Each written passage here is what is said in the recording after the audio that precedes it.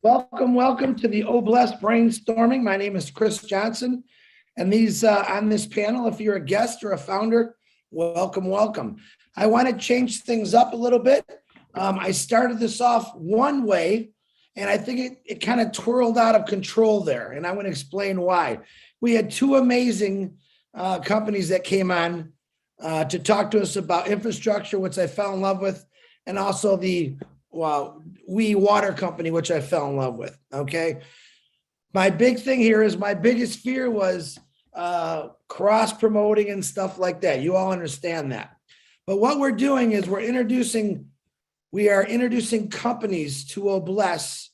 We're not necessarily introducing companies to Unpassive. We want them to know what Obless is and how they can help us. So we kind of went crazy on it. Everyone's got all these wonderful ideas.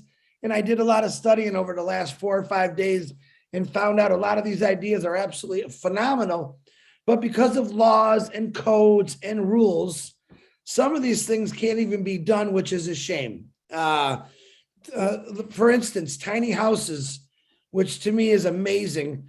There's got to be certain house sizes that can only be built. And so there's only a few cities or states that actually allow this to happen. Now, in other countries, I don't think it'll be a problem. So what I want to do is explain real quick on that structure. I already know through Feline what she can do, and I'm still blown away by that.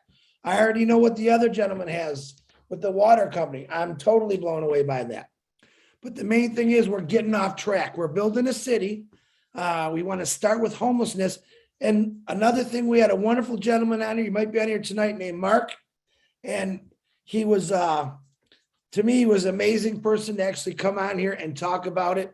I ask that you respect anyone that comes on as a guest and talks. I think he blew us all away. And as you all know, he is a founder. He's also has a team. So I'm amazed by that. So anyone that we bring on here, whether they are homeless or they have an illness, let's show respect and give them a kudos for doing what they're doing, because what they're doing is they're educating us. So what I wanted to do is get back on track with why we really started. Listen, I'm very excited that we are going to launch Unpassive, but the excitement for me is Obless, starting these projects off. Now, people are still sending me projects as we speak, and they're amazing. Don't stop. Julie Wayne has got a link that puts, I think she's still there, in the back office, your name, your occupation, what you do. What I'm looking for now, and I'm going to start out with Joy 6, not just yet. Joy 6 had a lady that was could not make it, so I know we'll get her on another time, who actually deals with homelessness. What I want to do is educate not only myself, but all of us on what they deal with on a daily basis. There's many reasons why people are homeless, okay? And I also know there's people on this panel. See, what I'm looking for is right now is professionals that's going to educate us. I know a lot of you do a lot of wonderful things for people all over the world, and I want you to keep doing them. But right now, we all need to be educated on to handle people and understand what they're going through, so we understand it. This way, when we go to help these individuals, we all know to be respectful, compassionate, never judgmental for anybody, because every situation is different. I also talked to Nancy. I know I have some P&Gers on here tonight, which I love. Had a little texting conversation with Nancy. I would like to get the P&G, Veronica, Nancy, David, and they're going to explain to you their structure, what they are doing in P&G, because that's what we're missing here.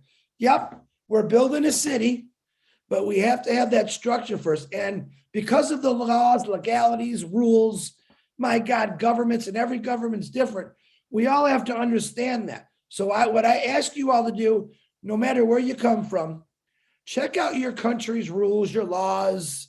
If you know a lawyer in that country you could talk to, because I want you completely to understand what Obless is going to do, but we have to do it right. Ash Mafara doesn't do anything wrong. All right. Remember, we're representing the greatest company in the world, the most giving company in the world. We want to make sure, especially me, I don't want to make a mistake. I'm not perfect in any ways, never have been, never will be. But for this, you darn well tootin', I want to be perfect about it. I don't want to miss a beat. I don't want to miss a rule.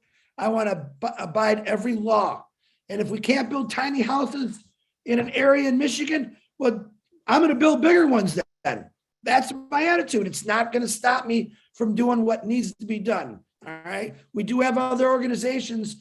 I was talking with Marty, Robin, and Julie last night about, and I won't say their names, other organizations that help people. But we also find out that the people that run these organizations are getting anywhere from $200,000 to $800,000 salary to do this. That's not what we do in Impassive.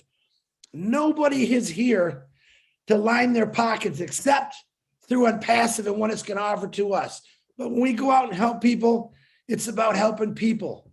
All right. So if you have the mindset is I'm going to make some money off these people, no, I want you to give with your heart.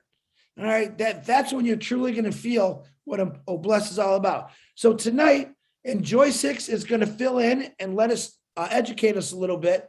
But I also, if you're on here and you're a professional in any means that you're dealing with homelessness, even a story to let us understand this, because I want us all to understand. So Joyce is going to start us off.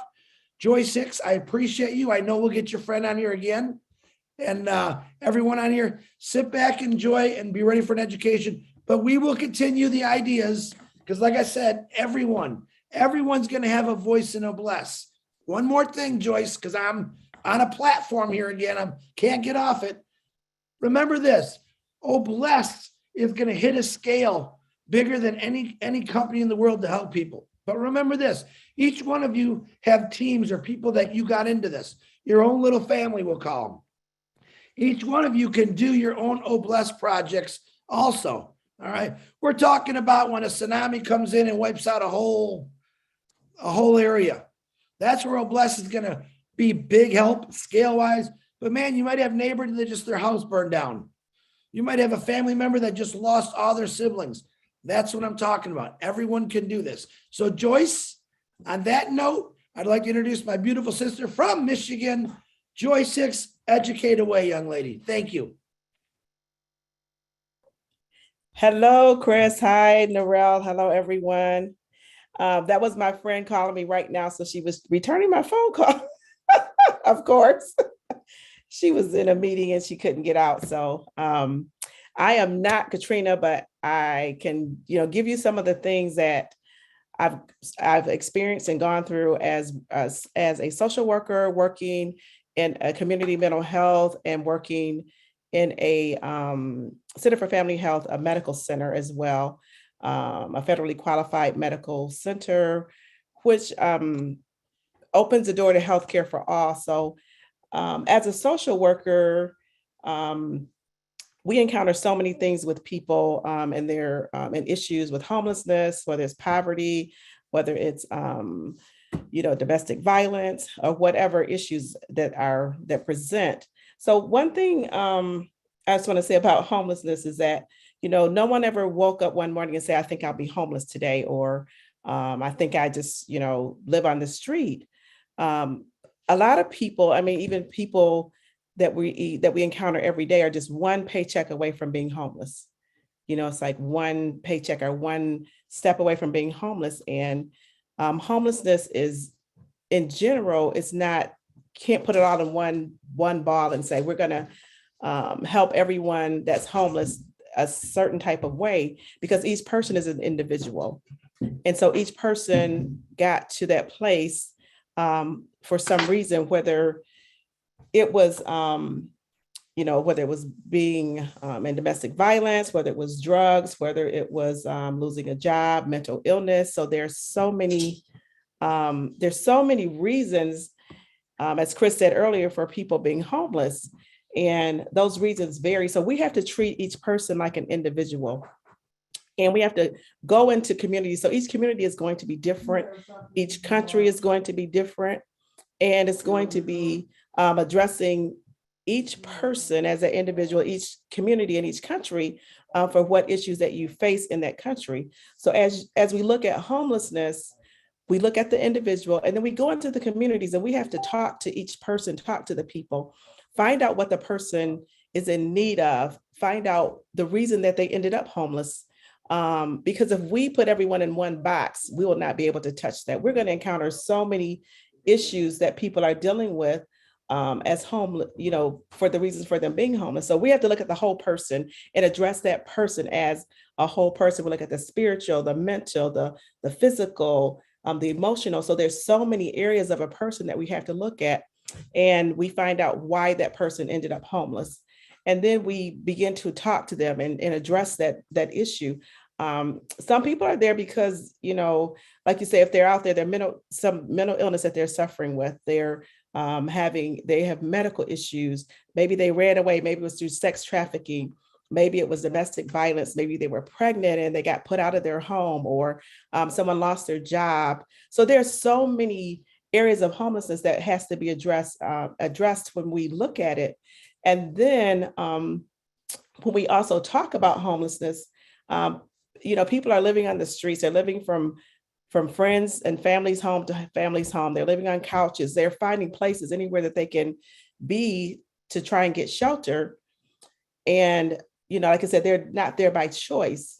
And so as we look at homelessness, we're going to encounter issues that people have. It's like they can't meet their basic needs. So if you can't meet your basic needs, you're not thinking about the next thing. You're thinking about, how am I going to eat? Where am I going to sleep? And you think of a family out there, a mother with children, she's thinking about her children. Where are they going to sleep? How are they going to eat? How am I going to keep them safe? So there's so many issues that deals with homelessness. And if that person is there and we go to them as one unit and we say, well, you're homeless because of this. We can't judge people. And I know no one here is judging. So we can't judge. We have to always have an open mind and always be ready to step in where we can and to meet them where they are. If we can begin to meet people where they are and address that person, one person at a time, we'll be able to change the masses. We'll be up against, drug use. We'll be up against mental health. We'll be up against people needing, they don't have the resources. They don't have internet. They may have a cell phone. They may have a doctor's appointment, but they can't meet that because, they don't have the means to get there. They don't have transportation. So there's so many barriers that keeps a person from getting to that basic need. And they end up back in that on a hamster's wheel, running around and round in circles. So, but whatever we can do, and I know Bless is there just to help in any way that, we can. So whatever we can do, one person at a time, to address that person as an individual, where they are, what they need, and, as a whole person. So if once we're looking at that, we're up against governments and so many other things, so many other entities that's out there and agencies that are out there that are willing to help, but they don't have the solution either. So it's like, if we give a man a fish, they'll eat for a day. But if we teach them to fish, we can help them for a lifetime, and we can help to alleviate and to solve some of the issues with homelessness. So anyone that has anything else to add in there, this is just some of the things that I've encountered, people that just don't have the means and the resources to get to the places or the things that they need. So that's kind of all I have right now, Chris. And, anyone that has questions, if I can answer them, but there's so many other people that have more experience than I do as well. So they'll be able to jump in and, help as well. Wonderful, Joyce. Thank you. You guys, I'm not going to repeat everything she just said because she just said it all perfectly. We understand that we do have a lot of things to fix. And one of the most important things is, as Ash said, once we get into that little city or that little village or that little house, when they go out the back door, but there's also checkups. Okay, how do we find a person if they're homeless? All right, that's where Bless is going to come in. One of my goals is to make sure when that person gets through that door, that end door, that they got a place to stay and set themselves up, and we're going to help them with that. Very, very important. Joyce, how would you deal, real quick, just one question. I know that this always isn't part of everything you do, but let's say that we do come across an individual, lost a family member, and just lost everything in life, what is the first step that you would have to do to deal with that individual to help them? So if they lost everything or lost a family member, I mean, you would, same thing, you would go in and do an assessment. You would talk to that person and find out what they need right at this moment. So you're going to look at what they need right now versus trying to help them for down the line for, years or months out, but you'll look at what they need right now and try to get them, if they lost everything, find out what they need, get them, if they need housing, if they need food, they need shelter, they may need clothing, get them into grief counseling. And also with that too, I didn't say that with homelessness, get people into counseling, get them the help that they need. So if you, like you said, if they checkups and check-ins, if we are supplying them with the homes and jobs and all those things, but they go out that door and there's no resources or no counseling or medical or whatever else that they need to set up, they're going to end up back on that hamster wheel again. So I would definitely, do the assessment, find out what they need, get the basic needs met first, and then get them into counseling, grief, whatever they will need to, help for. Because remember, grief also is not, even if it's the loss or the death of a family member, it's a loss of resources, a loss of a job, it's a loss of a family, it could be a divorce, it could be domestic violence. So there's so many things that go along with grief. So grief is not just losing a loved one, it's just losing something that's dear to you or something that losing your home. So a lot of that falls in there too. Thank you, Joyce. Now I know we have two hands. Does anyone have any questions before I talk to Dr. and David to ask Joyce of anything you want? She is a qualified professional social worker. So as you think of them, Joyce is going to be here for us for a little bit. And if they come up, let us know. Joyce, thank you. I will go on to Dr. Masagio. Please unmute yourself. What do you have, please? Yeah, hello, everyone. Thank you so much, Joyce, for sharing. Sorry, it's in the middle of the night, so I'm not showing my camera tonight. Actually, it's in the morning here in Norway. So I really like what you said, because that's exactly what social workers do. I'm a social worker, and I will share more my story and experience from Botswana, because that's where I practiced a lot as a social worker. In Botswana, because Chris Johnson said we could share about countries and what's happening in countries, the social workers who work for government social workers are the ones who do rapid assessment for any case.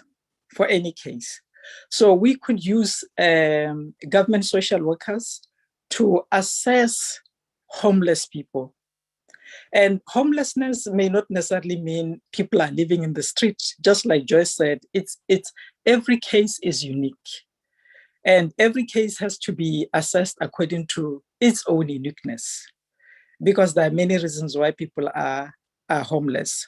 So I worked as a private practitioner, but whoever I was helping, I was always getting information from the government social workers, because they have details of every case regarding needs within the communities. So I would, as OBLES, enter through the government social workers to say, I would like to help this way. And I'm thinking I have resources so much. Could you do a rapid assessment for us? As long as they know that there is going to be help for the community, or there's going to be support for their clients, they will go out and do that type of assessment, or they would already present the cases to you. Now, commonly in Botswana, most of the people who are homeless, or would you say have no home, they may not necessarily be living in the street, but maybe they have very uncomfortable little homes, no heating system, no bed, sleeping. I mean, I've had children sleeping in crawls, if you know what I mean, like with goats out in the outdoor, because they had nothing. So they would do that, and they would give you the record. So, and again, often children in Botswana, for example, would be having no homes, because sometimes when parents die, people take over their inheritance. And relatives can take over the inheritance and run away with it. So the children will lose the home has been sold, the children will lose all other things that are basic needs. That's why I like what Joy said, to say grief and loss is not only about losing the loved one, it's also multiple types of losses as well. So almost every homeless person needs therapy.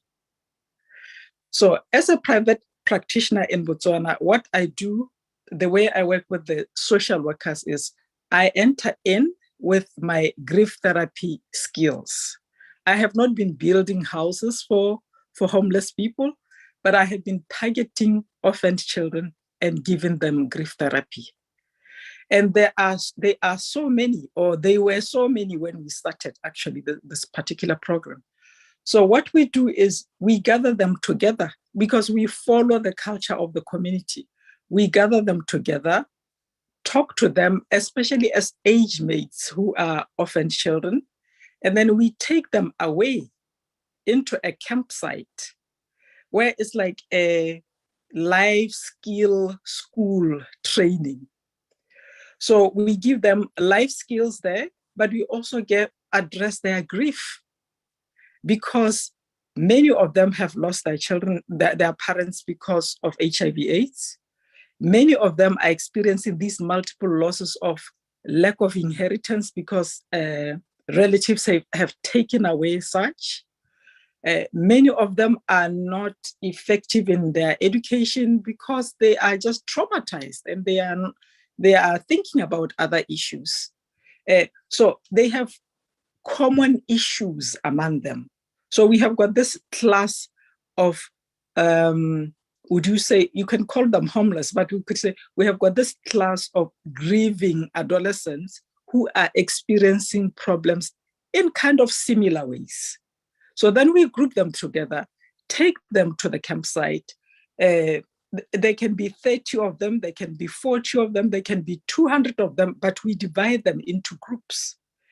And then they are attended by specific trained social workers and psychologists to give them this grief. We call it grief therapy, but it covers a lot of other issues because they have got multiple other losses. These children also may be experiencing abuse of some kind because of their vulnerability. Some of them are, because they have lost their parents, then they are unsafe. Relatives who take them in may be even abusing them sexually. So they are experiencing sexual abuse, they are experiencing stigma from the community, they are having educational challenges, they are experiencing poverty. There's loss after loss after loss after loss. It takes time to listen to their story. And normally, when you deal with a group, it's more efficient because they empathize. There are people who are experiencing similar issues. So it is easier to address a group than to address individuals. But I would say, if you do the kind of approach that I'm doing, then gather those that are experiencing similar challenges together to offer them this kind of grief therapy. While at the same time, obviously homelessness, you will be providing basic needs like houses, like food, like water. Those kind of things Botswana government tries to give, but it's very, very minimal. So that's where also OBLAS can come in. Because as I said, assessing what they need will be defined mostly by the social worker. But addressing their mental health, I would recommend dealing with them in groups according to their similarities. You know, who are they? What kind of problem have they experienced, and so on and so forth. And what we do is we normally, when we take these kids, we take them from one community. So when they are out there in the wilderness, in a campsite, because we use a campsite, then they are building a kinship together. we strengthen them to work together as a kinship of age mates and to help one another when they get back home. So they get back home as one powerful unit. And because of the culture within Botswana, before we even take them away, the whole community knows we are addressing this particular problem. So when they get back home as a strengthened kinship, then key stakeholders in the community, like the chief, the social workers, the teachers, people who are concerned about these young people's well-being, they gather together to welcome them, to motivate them, and to say to them, here we are, our services are also open, you can come and ask for help. So we are partnering with other stakeholders. We are just not enough alone, right? So then these young people relax. They know that, okay, there are many other offices open for us, because some of them don't even know that they need that kind. There are such kind of services around them. So then they continue, whether they are in school or wherever, but we continue having small meetings with them in between to strengthen them, to say, how are you doing? To visit them case by case. But the beauty is, because we started with them as a group, we almost know every case now. We almost know everybody's mental health challenges. We almost know everybody's pathway towards success, what they would like to do. So then Oblast would step in maybe with resources like houses, but also this mental health part and partnering with stakeholders at the same time.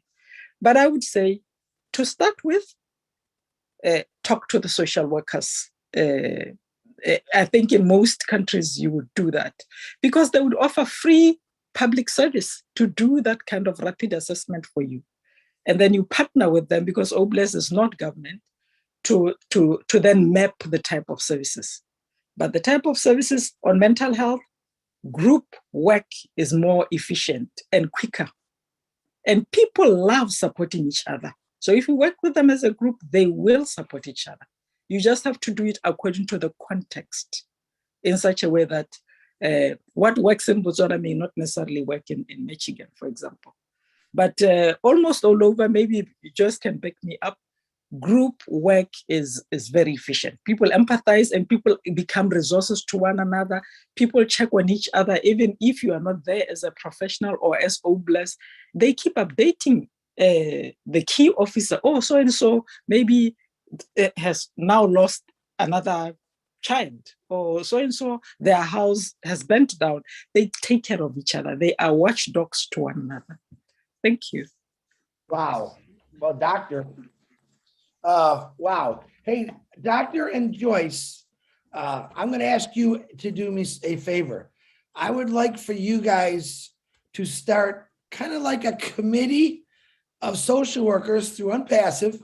I would love if you guys discuss things, how you can help things, because I think that's what we need. Now we're talking structure. You just found out why we just can't throw money over there. All right, very, very good. So anyone that is a social worker on here or deals with that, please let's take their names down. I'll do my best to get emails, send it your way so you guys can start talking and get this going. As the doctor said, man and Joyce, there's many different things out there. It's most important to understand, but the most important is let's hear their story. Doctor, I appreciate that. Thank you very much. I hope you contact Joyce and whoever else we get on here. I do appreciate what you just said. Thank you. Yes, I'll send my contacts to Joyce right away. Thank you. Wonderful. Okay, so we have now my brother, David Roslewski. I know I've seen many of the things that he wants to do. Dave, go ahead and unmute yourself. Let's hear what you got, my brother. Hey, how you doing? Well, for the last 30 plus years, I've been interested in helping the disabled because, well, I was doing construction. I could have become one, and one of my best friends was missing his legs. Long story short, I've been kind of dedicating everything I wanted to do towards that. Then I got into on passive, and it was all me, trying to survive. I saw what was going on and I evolved. I realized, well, I'm not going to need anything. I wanted to start helping. Chris started the Angels and so I started thinking about the homeless, and I was like, well, we got the state sucks.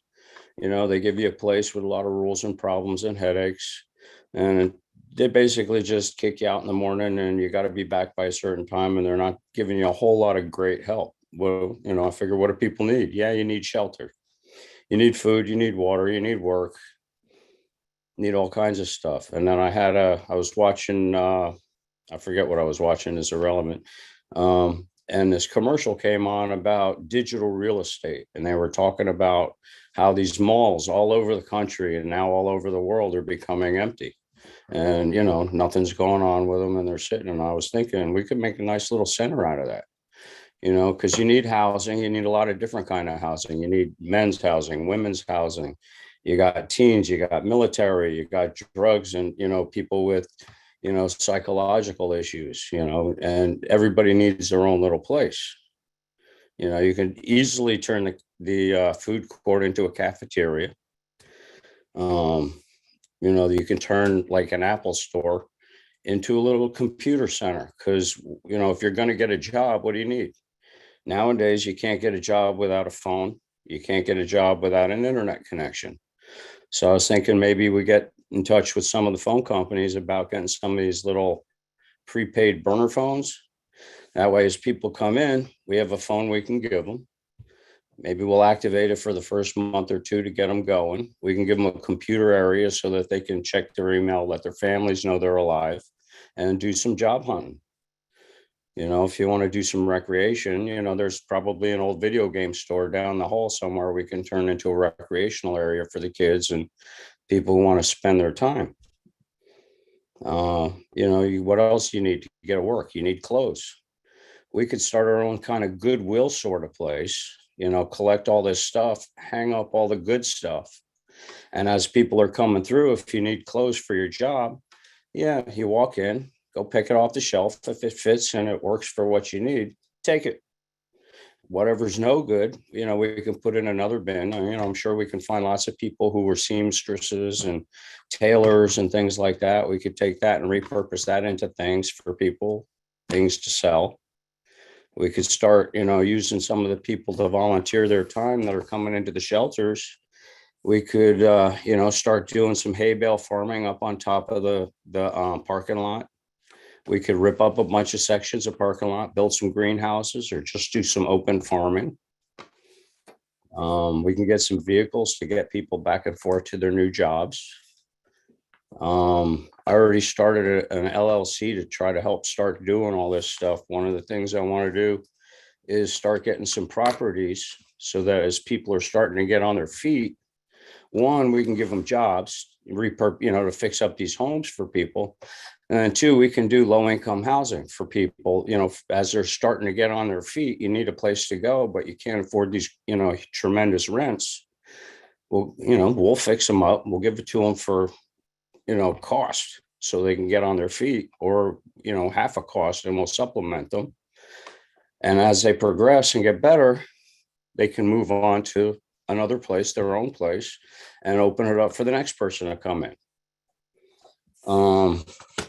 I've just got all kinds of, like, we can we can set up little medical and, psychological facilities. So not psychological, probably the worst word to use.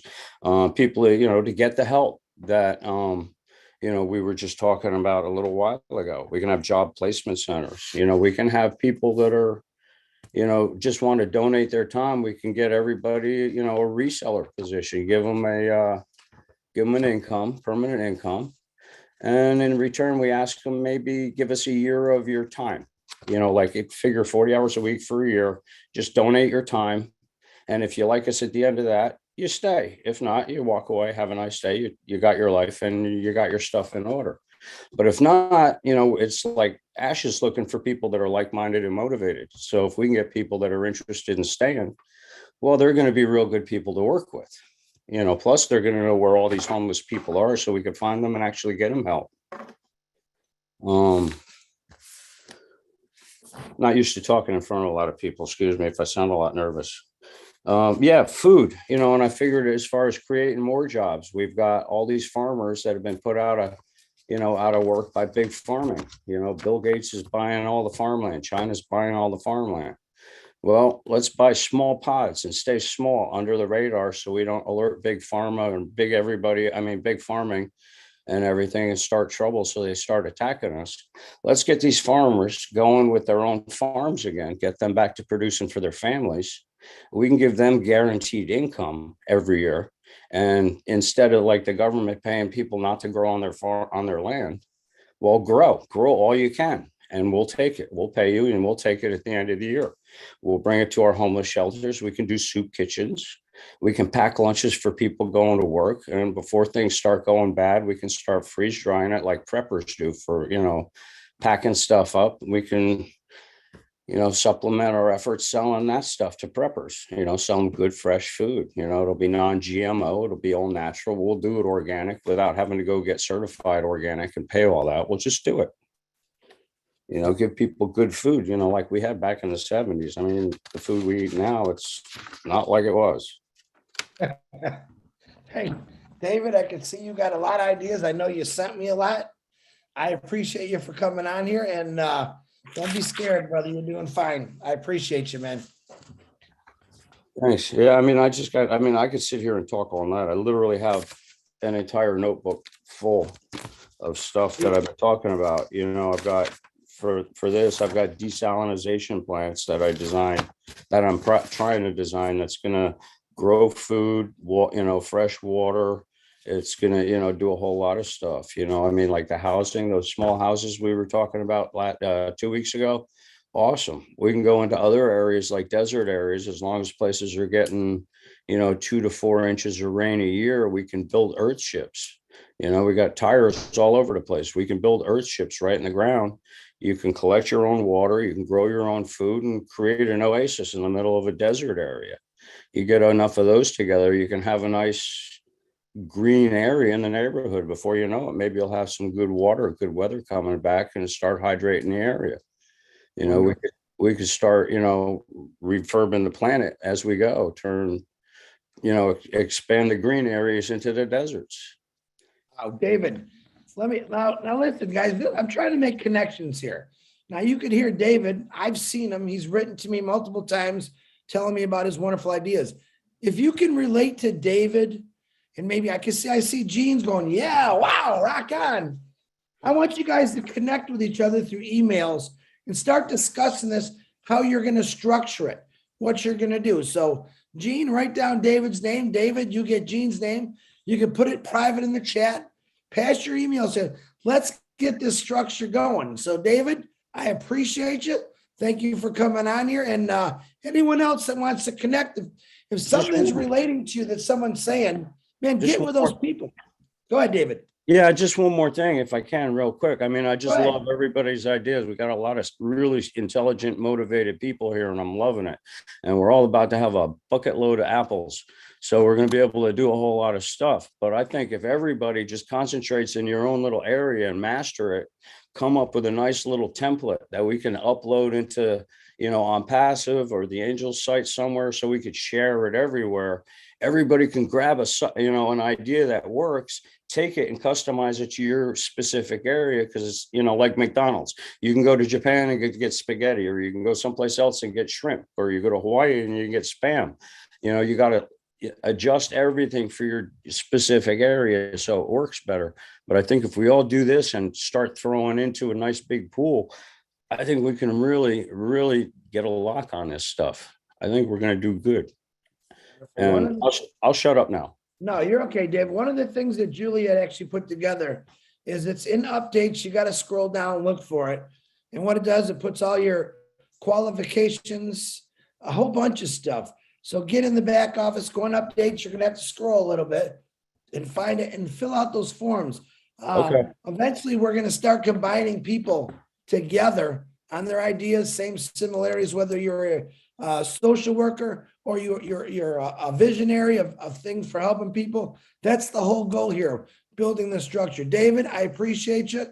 I know Gene is probably already typing away your name somewhere. So thank you very much, brother.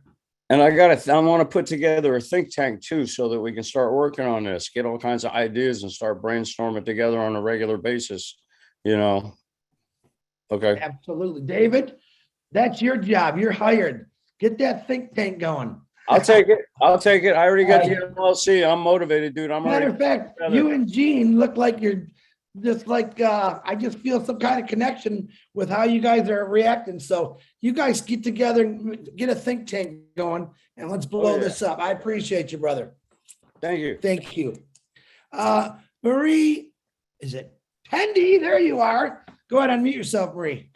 Welcome. Hi, good evening, everyone. My name is Marie Pendy. I'm zooming in from Virginia. I just wanted to add to what Joyce said about, people who need social services. And there's a doctor who works with other people in Botswana. That's a good team. But to complete the team, you also have to make sure that in that team of staff, we have psychiatrists, psychologists, and psychotherapists, and nurses.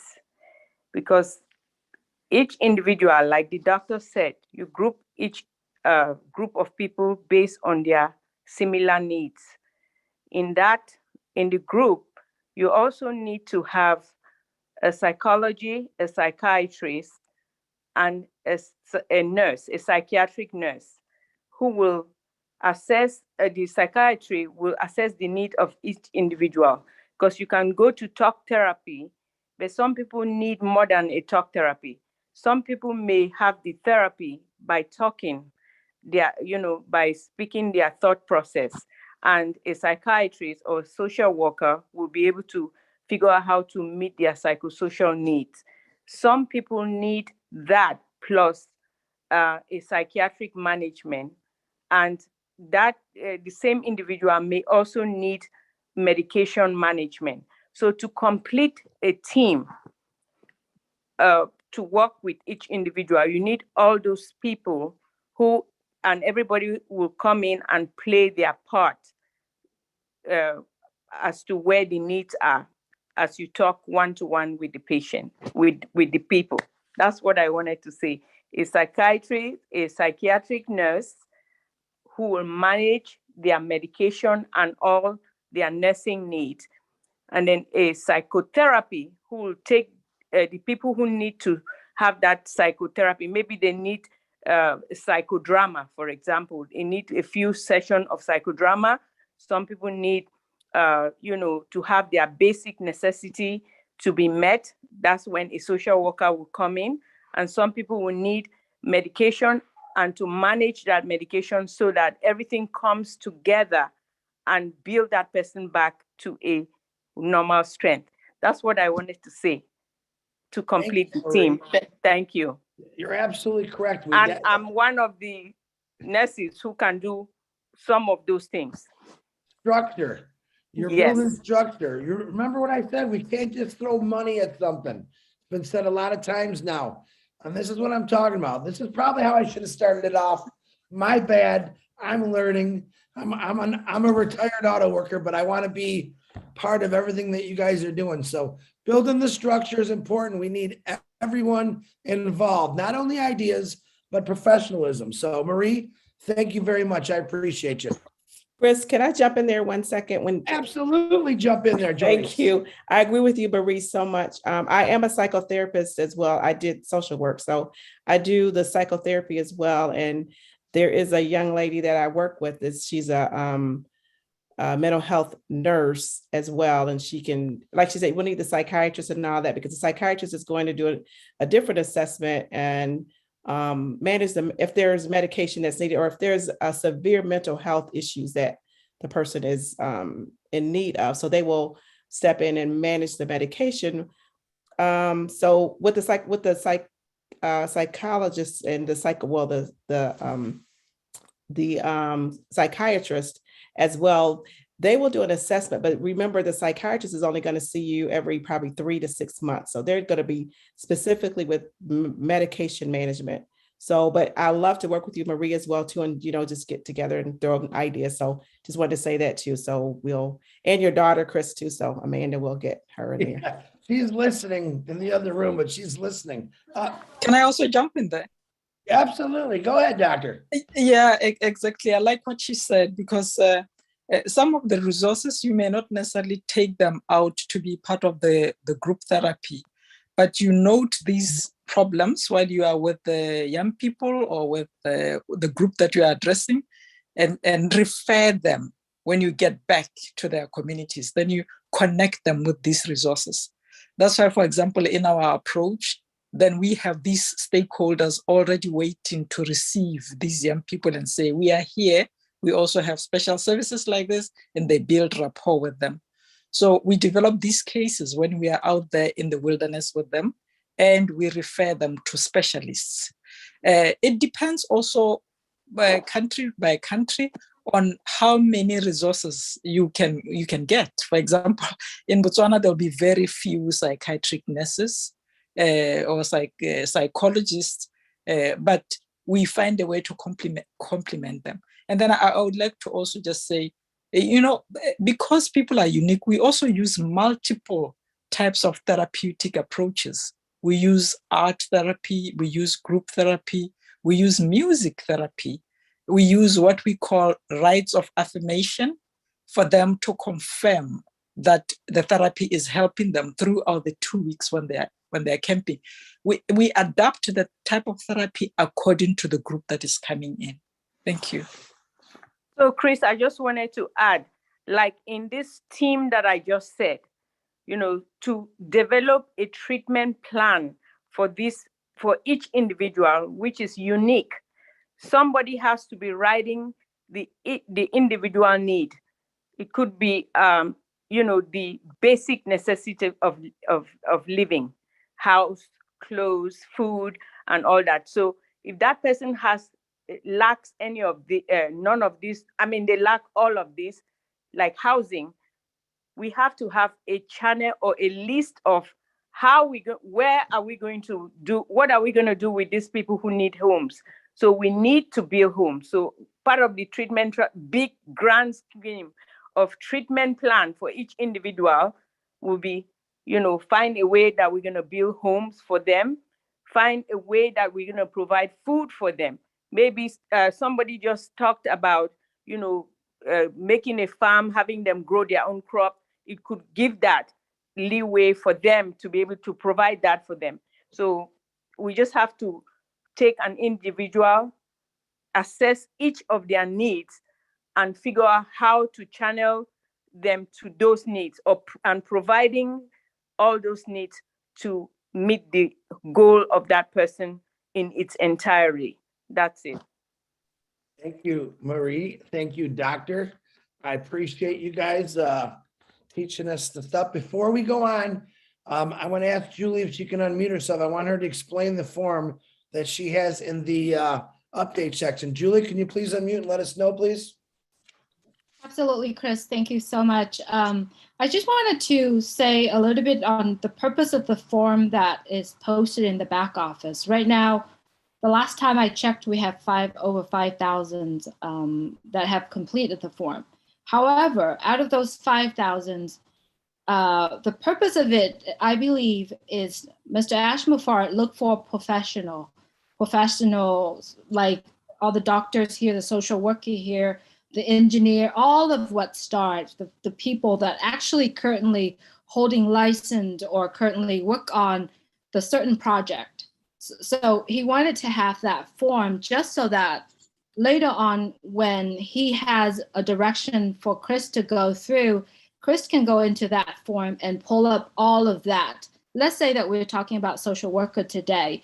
He could go in there and do the searching of social worker, and all the names that associate that has license, that has all of that will come together. And what he's going to do, he's going to pull all that, and it's going to come to a separate sheet. And that's when he will sort it out, asking people the correct questions or answers. And then he'll have organized a meeting. And I believe that was the purpose of that form. Therefore, if I may ask everyone's that have spoken today, if you haven't done so, or if you have spoken, or if you have completed the form, but you didn't put the details in. So when you completed that form, all that form asks is, who are you? How do you contact you, email and a phone number, and your profession. If you're currently holding a degree of psychologist, like, you know, Joyce here, Joyce Hicks here, please specifically put it down. This is my license, this is what I'm doing. I'm currently practicing it, and I'm currently doing that. The more that you give the information in that particular column, it will help Chris to be able to sort out who are you and how to contact you. Let's say when he wants to have a social worker meeting, all he got to do, like I said earlier, it all populated out, and then he has the exact people that he's looking for.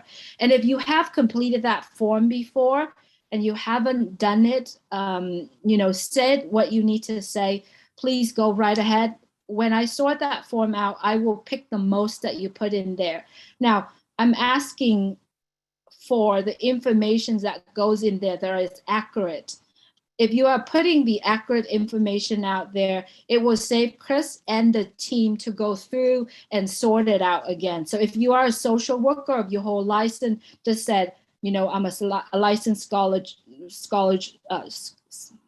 psychologist or a social worker, or please use that term so that when he looked up, all he got to do is search for that. So if you could please go on there, and if you need to get in touch with someone, either Ash, myself, or Chris, we can go in that form and then we can search up that information. And if you have completed that form, that means that you are comfortable. If Chris was to connect or use your email or phone number to give it to someone, it's kind of like permission for Chris to be able to do that, or myself, you know, because I created that form, for us to be able to do that. And if you do not want them to share anyone, you know, like Chris or Peter or Marty and all of that doing that, if you said, I'm not comfortable of you sharing that, please note that on there as well. So that is a form where later on Chris is going to be using to connecting people when he has projects or when he needs help. So I just want to clarify that message really quick. Thanks, Chris. Thank you, Julie. And remember, you don't have to be a professional. You can still fill out. I still want names on that form. We're just trying to find the people that are already doing this stuff. But every one of you are 100% important on your ideas, your solutions, because we got a lot of work to do, brothers and sisters. So don't forget that. Fill it out. Whatever you want. Put it on there. We want to hear it all. So, Julie, thank you very much. All right. Marshmallow, William Delorme, you please unmute yourself and tell us what you got. And Daisy, if you're out there, Daisy from P&G, I would like you to raise your hand. I will get to you, please. William, go ahead. Hello, Chris. Hello, brother. I remember when I came out of college, I volunteered for the church to help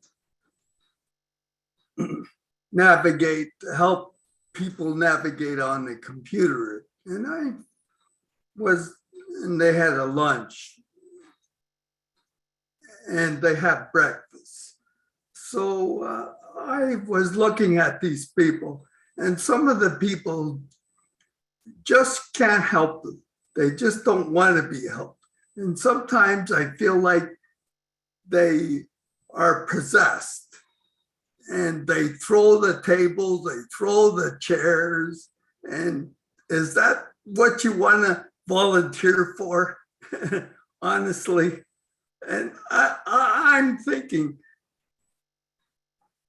actually, the homeless people, most of them are like, you could say like 97% or 0.5 don't have families to go home when they are laid off or something of that nature. They have to go to the streets and look for help. So I'm thinking Oblast is a really good thing for those people. So there is things, but security is a big thing because I think demons and witchcraft and all these things that are on the street with drugs and everything is a big issue. So we have to think about that. So I'm bringing that up. So I want people to address that so they're prepared for it. Very good, William. All the drug addicts on here, please call William. I'm just kidding. Brings up a good point. You bring up a good point, William. Yeah, like the ladies said before, there's a lot of things that we have to understand to help people. We can't just put everyone in one house and say, abracadabra, here's a magic pill, you're fixed. That's just not how it works. Here's $1, you're fixed. That's not how it works. So the people on here today are explaining how it works, and they're giving us an education on how it works. William, thank you very much. Gladys, come on down, my beautiful sister. Thank you so much, Chris, and everyone here tonight.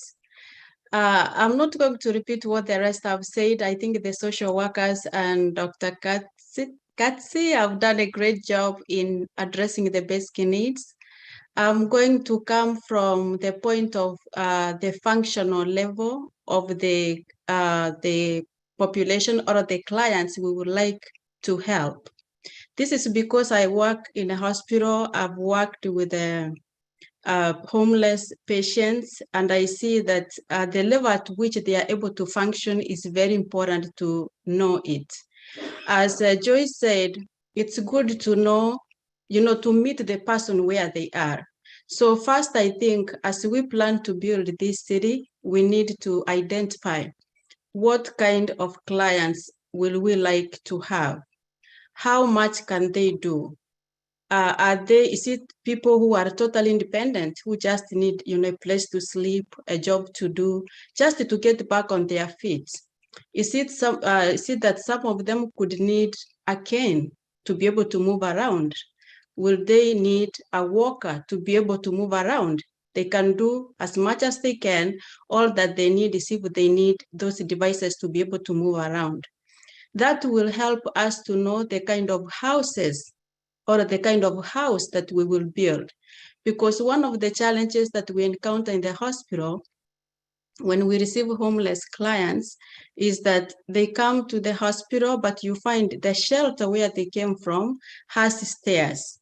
And when they come to the hospital, they tend to decondition or they become weaker, and the shelters are not able to accept them to go back unless they are able to walk with a cane or they are able to walk with their own feet, because the building is not designed to accommodate the walker or to accommodate the cane. So we will need to know the level of functioning before we bring them in to help us to design a home which can either accommodate anybody with a cane, with a walker, or with a wheelchair. Because we have homeless people who are on a wheelchair, but still they are able to work. So that's what I wanted to bring in, and also they are healthy, addressing their health needs. If they are healthy, we have annual checkups. The social workers, and as Marie said, if there is a nurse, to work together and empower them to be able to either schedule their own follow-up appointments for regular checkups, or if there are some who need a little bit help, for us to help them to schedule the appointments, we can do that. And those ones who have any diagnosis that they need any education so that they can be able to manage whatever diagnosis they have, for example, if they have diabetes or high blood pressure, so that they can be able to live a full life even with those conditions, because we have so many people walk around with high blood pressure, diabetes, but they are able to live their lives fully. That's all I just wanted to add on. Otherwise, everything else has been discussed, and I'm very thankful about the team that we have tonight. Thank you so much. Wonderful, Gladys. Hey, you made a great point. That's something I didn't think about. You just popped in my head. Yep, we have to design homes for people that use the wheelchairs and the walkers and the canes. I've been through that with my mom, had to knock some things down just to get her through some areas with her walker and her wheelchair. So Gladys, I'm very glad you brought that up. Notes are taken on that one. I appreciate you, my sister. All right. We got some hands going. Jake Fish, come on down, Jake.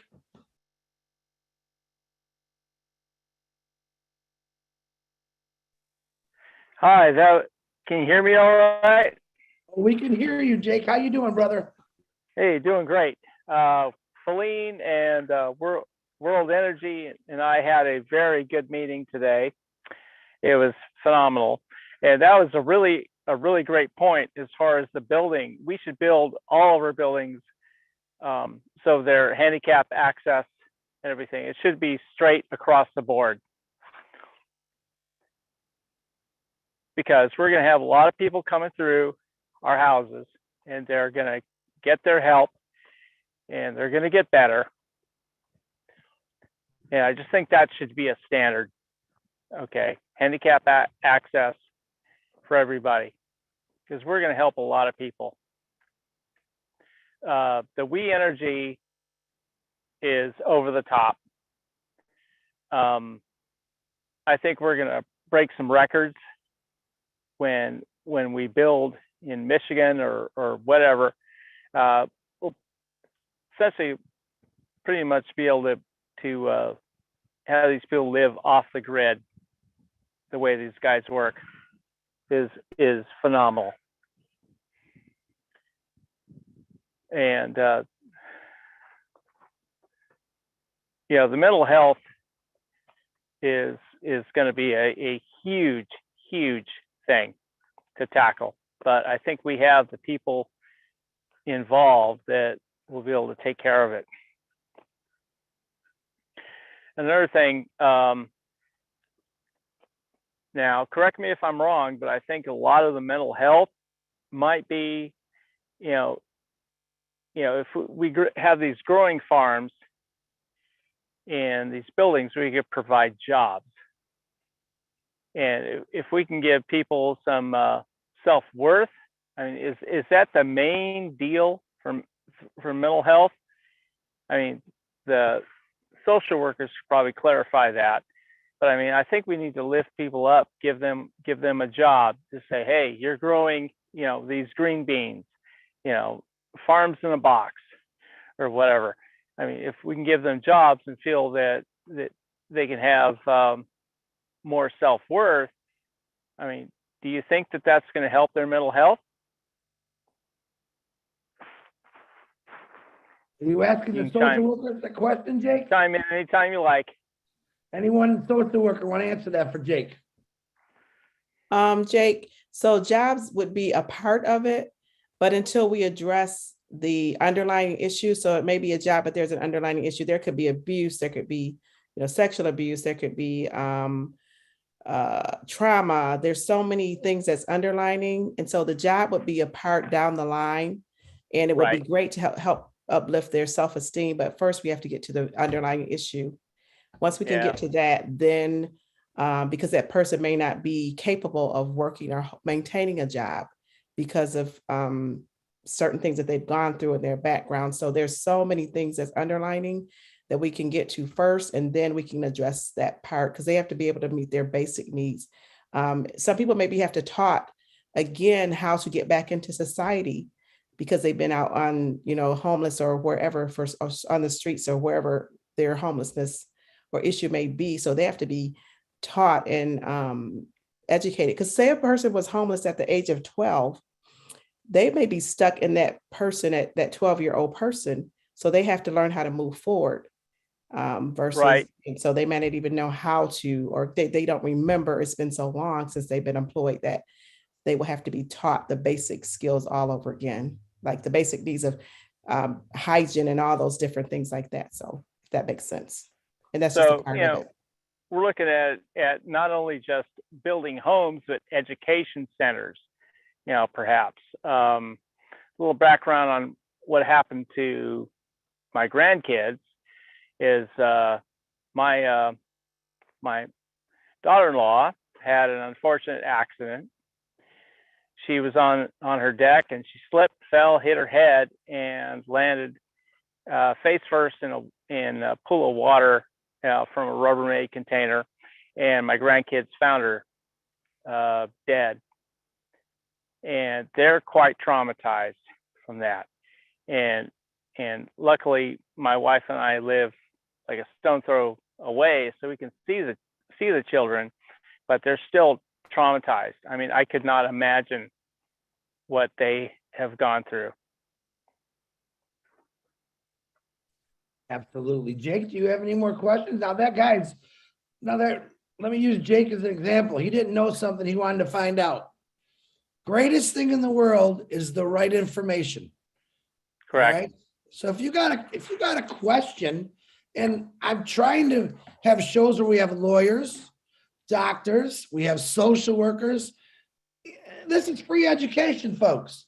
Free education that's going to help you build Obless higher and higher and higher up, so we can actually fix many, many things.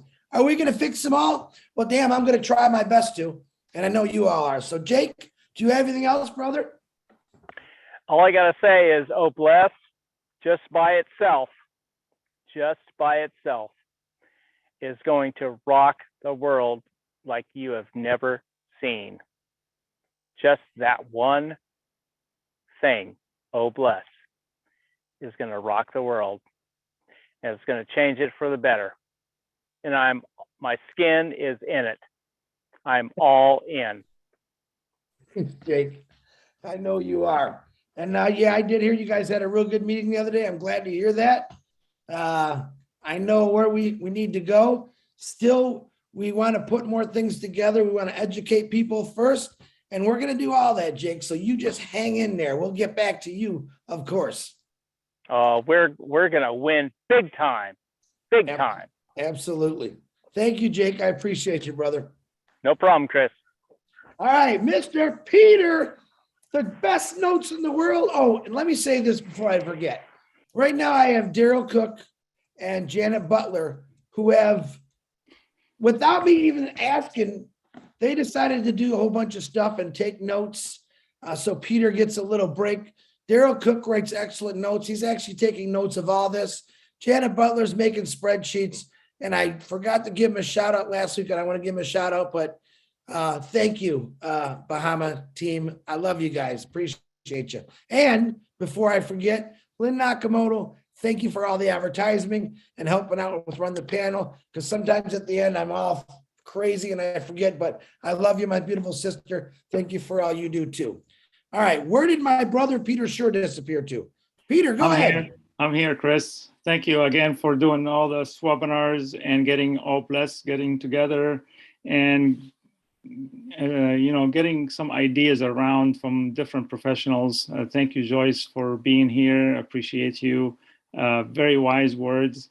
And the doctor spoke, I don't want to butcher her name, so I won't say it, just say doctor. Sorry about that. And all the speakers in here. I had to take a call, so I was absent for a little bit, but thank you all.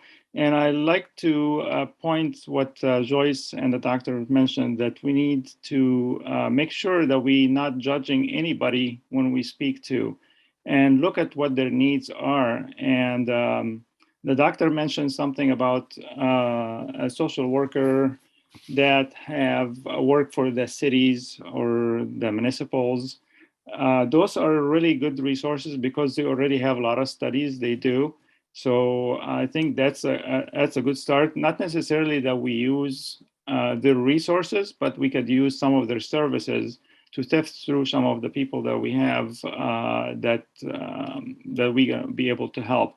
Also, in regarding to William DeLone, what we were saying about in the church, some people were like drug addict and violence and stuff like that. That's definitely something we know about, and we need to make sure everybody is safe. We cannot put people together in the same home if there is violence or drug addict or alcohol addiction. So that's something we always going to look for. Safety is always first, and I believe Mr. Ash has always spoke about this, that we have to make sure that safety is always number one priority before anything else. to protect everyone, because those people, like the ladies mentioned here, they're very vulnerable. Some of them are abused. So we need to be very careful with that. And again, the great ideas is being thrown around here. So I appreciate each and every one of you. And we can conquer this. I know we as a team together, we can conquer this, or we can work together. And Bless is always going to be a winner. We're going to change each person, one person at a time if we have to, but we will make it happen. Thank you again. Thank you, Peter Shore. If you don't know, that crazy guy is the one that got me into this, and he had no idea. He had no idea. But I will tell you this, he was in it a long time before he told me, and I'm still mad at him today, but I love him with all my heart. Peter, I hope your wife's doing better. I know she felt a little, I hope you're doing great, brother. 100%, Chris. Everything is A-okay. And I also want to, since you mentioned Daryl Cook, I want to give him a big credit shout out. He backs me up with the notes. Thank you so much, Daryl. I appreciate everything that you do, brother. Take care. Thank you, Pete. I appreciate you. All right. Oh man, I love this lady. Marcine, open that mic and let's hear that beautiful voice. Thank you so much, Chris. Thank you for having me. And I just want to thank the previous speaker. And Sister Gladys said something that brought me an idea. And she was talking about the people that usually when they cannot go back to their home because they don't have access maybe to where they live, the stair or the wheelchair is not appropriate. So I was by then thinking that why we have to have a home for elder people, because being homeless, you can be homeless in your own home. A lot of people, they become poor because they cannot afford to pay anybody to take care of them when they get some certain disability. I am a caregiver. I go around and help people, and I know what I mean. It takes a heart. Sometimes the person might not be able to pay you, and you do that work from your heart. So if we have a place that when people cannot do things for themselves anymore, and they are there very affordable and they get a care from heart, not a care for money, I think it's going to help a lot of family, because that's one thing too, that you can eradicate poverty by helping people on their last time, the little time that they have to live, having a good life, having people like me that we can go there and give our time to help them, or even bring other people that they do the same thing that we do every day and teach them to do the work from heart, not from money. I think it's going to help a lot. A lot of people are going through that. They don't have anybody to take care of them busy, even to give them food, even to get them up from their bed and put them in their chair in the living room. And at that point, they become homeless in their own home. They have nobody to talk to.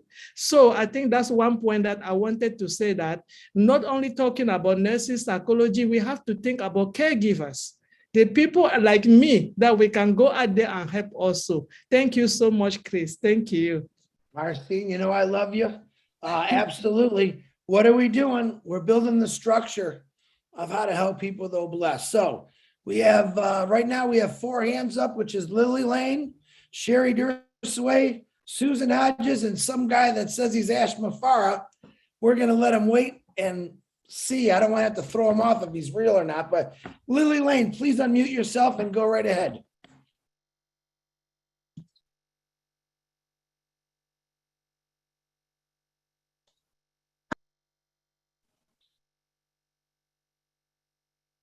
Get it, Lil? Oh, I got it now. Thank you so much, Chris, for this opportunity.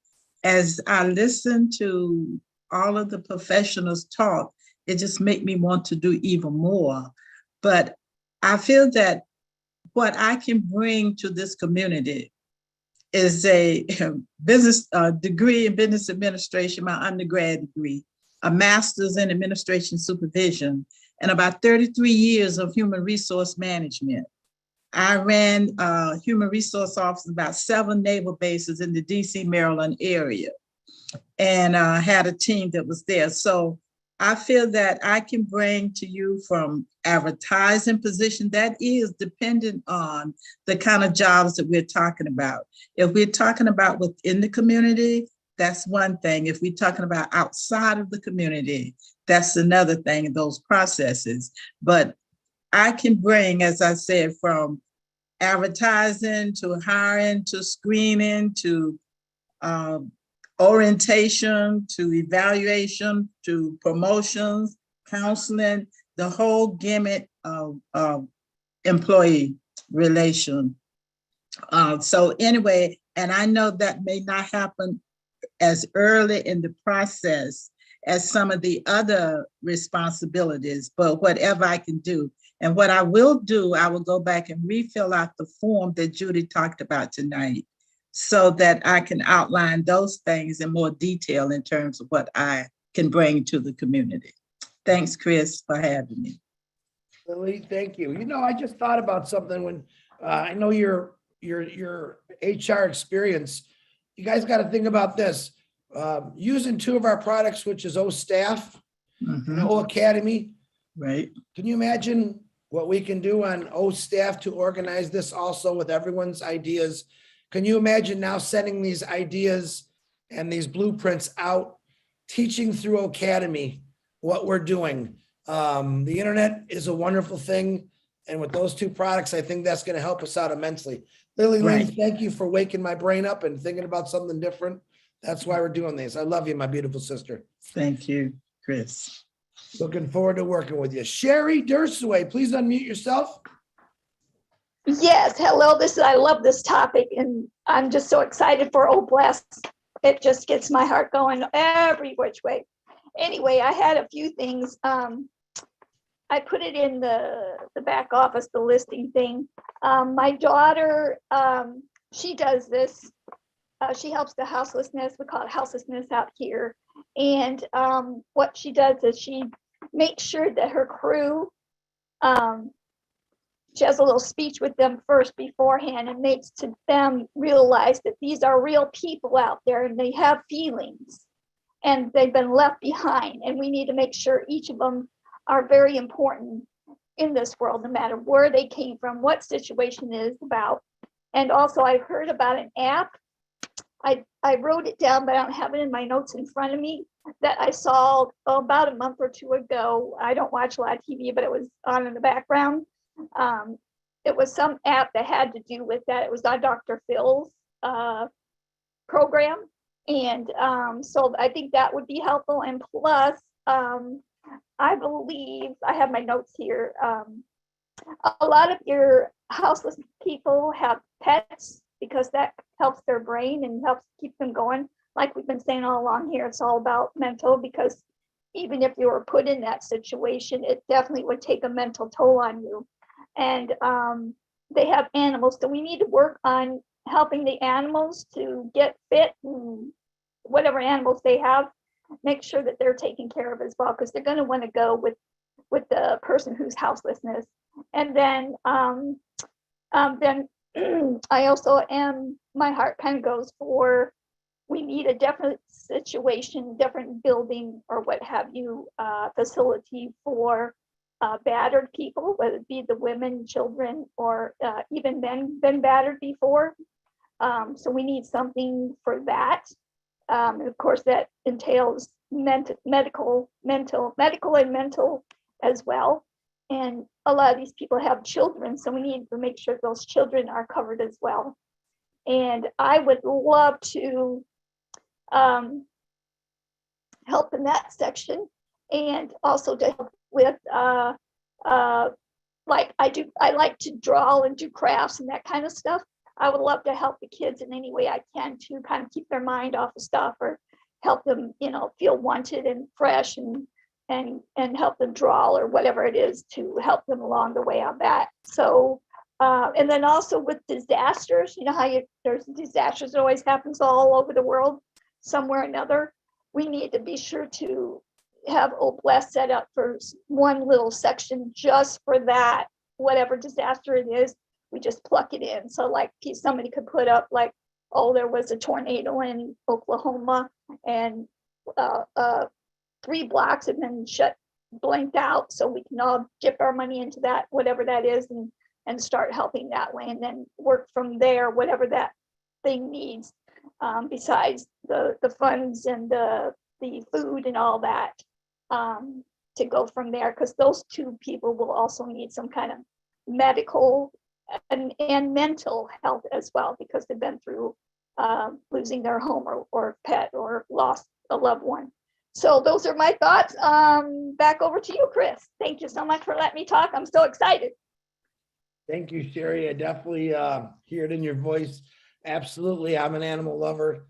And believe it or not, there's a lot of therapy that they use for people with disorders in their mind, and animals help out. So another great thing that was brought up, Sherry, I appreciate you. Now, listen, I know it's 10:30. I know Mr. Ashmafara has to go to work here. He probably took a 10-minute nap, and I know his timeline has got to go to the office. So Susan, unless Ash tells me different, would you mind giving Ash, let him have the floor here, and then I will get back to you, Susan, if that's okay? Okay, Mr. Ashmafara, if that's really you, brother, come on out. No, Chris, we can listen to the 3 in queue, William, Willow, and Susan. Just in case I take more than 3 minutes. I have a feeling I will take more than 3 minutes. Okay, I knew you were going to say that, but you know, I had to offer because Marty would beat me up. All right, Susan, but the gentleman said, go right ahead, Susan, go right ahead. Thank you so much, Mr. Ash, and thank you for all you do for all of us. I can't thank you enough, but I was a manager for Goodwill. I have lots of years of experience in office and bookkeeping and anything to do in an office, basically.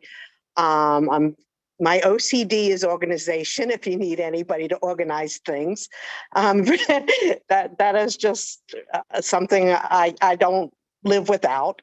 And I've a few experiences I just wanted to bring up that might help. When my brother passed away, or before he passed away, I went to see him in October, and I was just totally blown away when they were taking me back to the airport in Houston and saw the miles and miles of tents under the bridges. I mean, I don't think a lot of times people realize how big the problem is in certain areas, I guess. I never did. I mean, and so me bringing to it would be a lot of people aren't going to trust you. The first thing I think we need is to build trust. And I think the easiest way would be to feed the people, to bring food and to start talking to them. Because I don't think if you open a door that they're going to come running, a lot of them. They don't trust people, you know, and I don't blame them. So that would be my first take. And then as a manager of Goodwill, they have addressed, there are a lot of different problems we have to handle. But one thing I wanted to say is I used to have a gentleman that came to our dumpster in the back of the Goodwill, and I'd have to chase him away because he wasn't allowed to dumpster dive in our dumpster. And talking to the man, he was a lawyer. And he was brought, you know, into the situation by life. And so people can be very intelligent. Just because they're homeless doesn't mean they're not intelligent. They just need help. Some of them want help up and some of them don't. So we have to look at they're all human, they're all different levels, and we have to decide what, you know, have these mental health people or counselors decide where they're at and which way to go. So I thank you so much. That's all I wanted to say. And any way you can use my help, Goodwill does, they're the clothes, they even send clothes, but they sell them overseas. We could just, what we don't use and what we don't sell to make money, we can just send them to the other countries that need them. So. Susan, thank you. I'm very sorry for the loss of your brother. And you're right, seeing those kind of, the way people live on the streets, to me is horrendous. Goodwill is a great thing because I use them all the time. So I really I'm happy you brought that to the table, Susan. Thank you very much. You're welcome. Thank you for having me on. You're welcome. Thanks for coming. William Norris, go ahead. You guys, you know what you got to do. Don't take forever and tell me what you got, William. I just wanted to piggyback, Chris, on the the structural details for the handicap in any structures that we might get involved with. That information is going to be with all the municipalities, whether it be a state, city, or county authority. And I have the background to go into that and dig that information out and help with that. Wonderful, William. Yep, that's what we need. We need people to understand the laws and that already understand the laws, I should say. So, William, I really do appreciate that. Get on that. If you could connect with William about knowing the laws and the legalities and all the rules of building things, get with William and start building a little board, a little team for yourselves and put ideas together. William, thank you very much, my brother. I appreciate you. Yes, sir. Each one of those municipalities will have some different details. Every municipality is different, so we'd have to look at each one on a single basis. But I mean, it's not hard to do. Absolutely, I like that. It's not hard to do, William. That's music to my ears. Absolutely.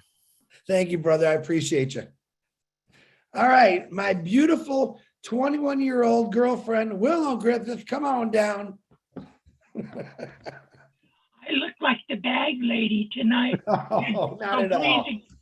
Please forgive me. I've been out working. I wanna just I'll keep it as brief as I can, Chris. On Sunday, I had a marvelous experience with engineer Mike, and he helped me so much. And he brought up to me that his dream was to help people that didn't have knowledge of computers. He says, I'm a teacher at heart. I want to put free lessons out on Academy to help those people that need it. And I was so impressed with him. I think I have set him on a pedestal, and I think somebody's going to knock my head off pretty soon, but I just was amazed at his heart.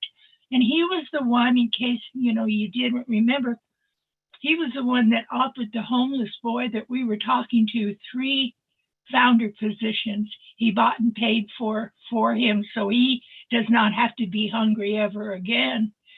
So I wanted to put in a word about Mike because he's in the chat tonight, and he helped me so much. I can't tell you, and I'm pretty knowledgeable about technology, but that YouTube was throwing me for a loop, and he just opened my eyes, and it was wonderful. Okay, having said that, poverty is a multifaceted problem in our world, not just in our United States. But one of the things here in the United States that is very, very critical is the mental health organization we have is so underfunded. And I have families that I know firsthand, and in their founders also, some of them, they have schizophrenic children that are on the street because they can't get them any facility to live in, and they're willing to pay for it, mind you. They have money, they have enough money to do it, but there's no resources for them. So when we start taking care of people on the street, you're going to have to do just like, Mr. Norris and some of the other more learned people. We can't just have an open door policy, because there are some out there that are violent offenders also. There are children out there that are violent offenders, and just because they're a child, you may think they're okay and they can snap on you and knife you in the back overnight, So we're going to have some bigger problems than we're thinking. And when Julie had us fill out the form, for one, I'm retired. I don't hold a license anymore as a psychologist, but have had the training, but I don't have the physicality anymore left that I could take care of street problems. I used to, but I can't anymore. And so I think those of us intellectually, we should get together. And like Susan, she's had years of experience with the poverty situation with, I'm a Salvation Army fan. I helped with the Salvation Army for years and years and years, and they're a very, very, very good organization. But I don't have the physical stamina to do what you young spring chickens can do, but I can offer my 2 cents worth.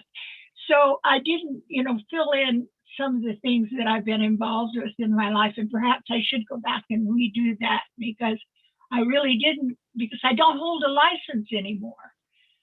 And I didn't want to be, putting it out there that I was a practicing psychologist, because I'm not anymore. So I'll redo it, Julie, when I remember to get over there. But I wanted to say just one other thing, and then I'll get off because I'm anxious to hear Ash.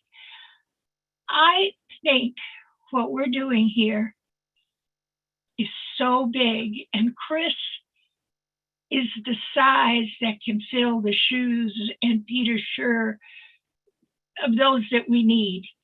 But we have to remain unified and not competitive. If we are not competitive, we're going to reach out and touch more people and help and do more things that Mr. Ash has informed us to do, what he wanted with Oh Blessed. And I help women that are battered, and I counsel free for them without being charged with 3 crisis centers. So I work all day long, and I'm on Zoom constantly. I can contribute a lot of things, but it's mostly from my own home. I can't get out there physically and do it. But we don't want to ignore those people like myself that have enough knowledge about the street that we can help in our own ways. And so I just kind of wanted to get that in. I didn't want you to think I was trying to shirk my duty here, and because I think we all have a duty to those that need our help. That young man that was out on the street, I cried all night long. And thank God for our friend, Engineer Mike, helping him out. People don't know how hard it is for kids that are ADHD, that are Asperger on the syndrome. They're brilliant, but they can't communicate like you and I communicate. So there's another thing there too, that some of them are blind, some of them are deaf. There's so many things we have to do to even tap into one little level of poverty. And like Ash said, I can't help everybody, but we can help one. And we did last week with Jeannie's little friend she picked up off the street. And that's how we have to start. Okay, I'm off my soapbox. I want to thank you. Willow, listen, I don't care what your age is, because you're beautiful to me, but you just educated a lot of people. Maybe you can't get out your home and do like you used to do, but you got it. You've got an internet and an academy that I'm sure you're going to be teaching a lot of wonderful things about. But Willow, everything you always say blows me away. I love you with all my heart. Thank you very much. You are as important as anyone in this family. Let me tell you that for your knowledge. Well, I thank you for that. Sometimes, they want to stifle me, but I don't blame them. I like to talk too.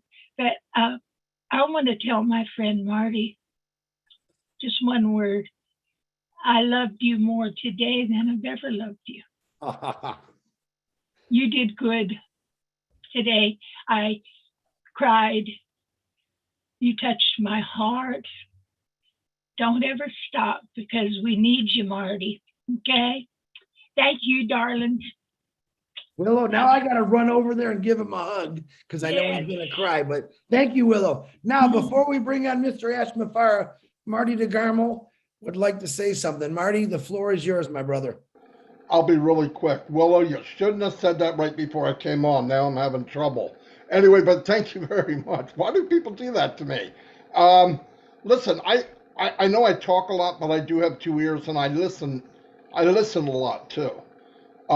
In the last few weeks, I see many people here in different qualities and things they know and parts of this that they can do that will blow it away. We've got captains, generals, lieutenants, sergeants, nurses, doctors. I mean, we're packed. I have a thought that I've probably brought up before. I know right now while we're having this meeting, or I'm pretty sure, there's men and women, army of people walking the streets, covering people, handing them soup, helping them whatever way they can. These people, to me, are unsung heroes. We don't know their name. We don't know where they're from, but they're truly doing what the best they can with what they have. I think if anyone here could get into a community and start pulling people out that are on the front line, let's say, right? And bring them in and ask them, if the right resources were there, what would you do? Because I think when you're walking the streets and it's cold and you have 5 blankets and there's 6 people to cover, that's got to be heart-wrenching. And I got to believe in every city in the United States and every village around the world, this is going on. There's armies and armies of unsung heroes. And I, for one, if you get them involved and we back them up with doctors, lawyers, monetize whatever they need, buildings, whatever you want to call it, then finally the real heroes get the knowledge and get the people looking at them. Because right now, while we're talking, there's somebody trodden through some nasty places trying to help everybody they see with absolutely nothing. And I think if there was a way to get into these communities or community services and start pulling these people that are running soup kitchens or supplying blankets and get them involved, and then everyone here can help them, give them what they need. Now, there's some stuff they don't know, but I think in general, always the person on the front line, there's something they know that we don't know. And I just wanted to add that 35 cents or whatever it was worth. But thank you very much. Absolutely, Marty. Thank you. Absolutely. People out there doing this and they don't even need to be recognized. So I appreciate it. Now, Julie just raised her hand up. Go ahead, Julie. I know Ash will let you go before. Go, Julie, go. Chris, just 1 minute. I just want to clarify what I said earlier. It's not just professional people completing the form. The form is made for everyone, anyone who would like to participate in OBLAST. So I just want to make that clarification. The second one that I wanted to say is that if you have 10 on passive accounts, and if you sign up 10 accounts on OBLAST, it does not make sense because all we need is email and phone number and your profession. So just one is good enough because I see several people have like lists of 10 of them or 15 of them on there. So thank you, Chris. That's all. Thank you. Thank you, Julie, my beautiful sister, for all their help and everything that you do in helping us all. Mr. Ash Mafara, I yield the floor to you, sir.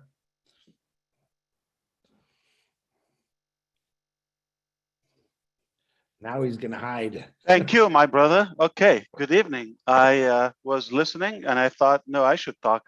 I do have a few things to say. I don't promise you it would be quick.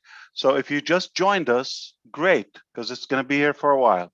Why? Because we have business to do. If you've been here for a while, you can take a break and come back, but not very long, 3 seconds. Just want to thank you for what you're doing, Chris. Everybody, congratulations to Peter Struer because his two daughters, Amanda and Mary, on Saturday will be graduating. 2 in 1. Can you beat that? So that will be a good event. And we're going to celebrate that where? On Burj Khalifa. Okay, going to do some fireworks for that. Congrats for the 2 young ladies. And I enjoyed listening to all of you. I appreciate you, but I have a few things I've been thinking about this concept of oh bless.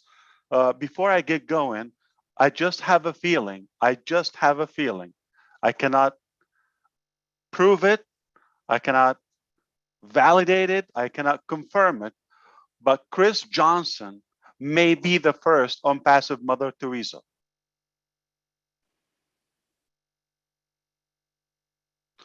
There are so many kind people and fine people, but I just have a little feeling. It's a feeling. I don't know how to explain it. He will be the first graduate, okay, to lead the next million of us. All right. So there have been so many attempts to conquer poverty for generations. We can fact check if it worked or not as of now. Do we still have poverty? We still have poverty. That means it's not working. Okay. I do believe there's not one thing you can do that will defeat and eradicate the whole dilemma. It has to be a set of actions to do that in tandem.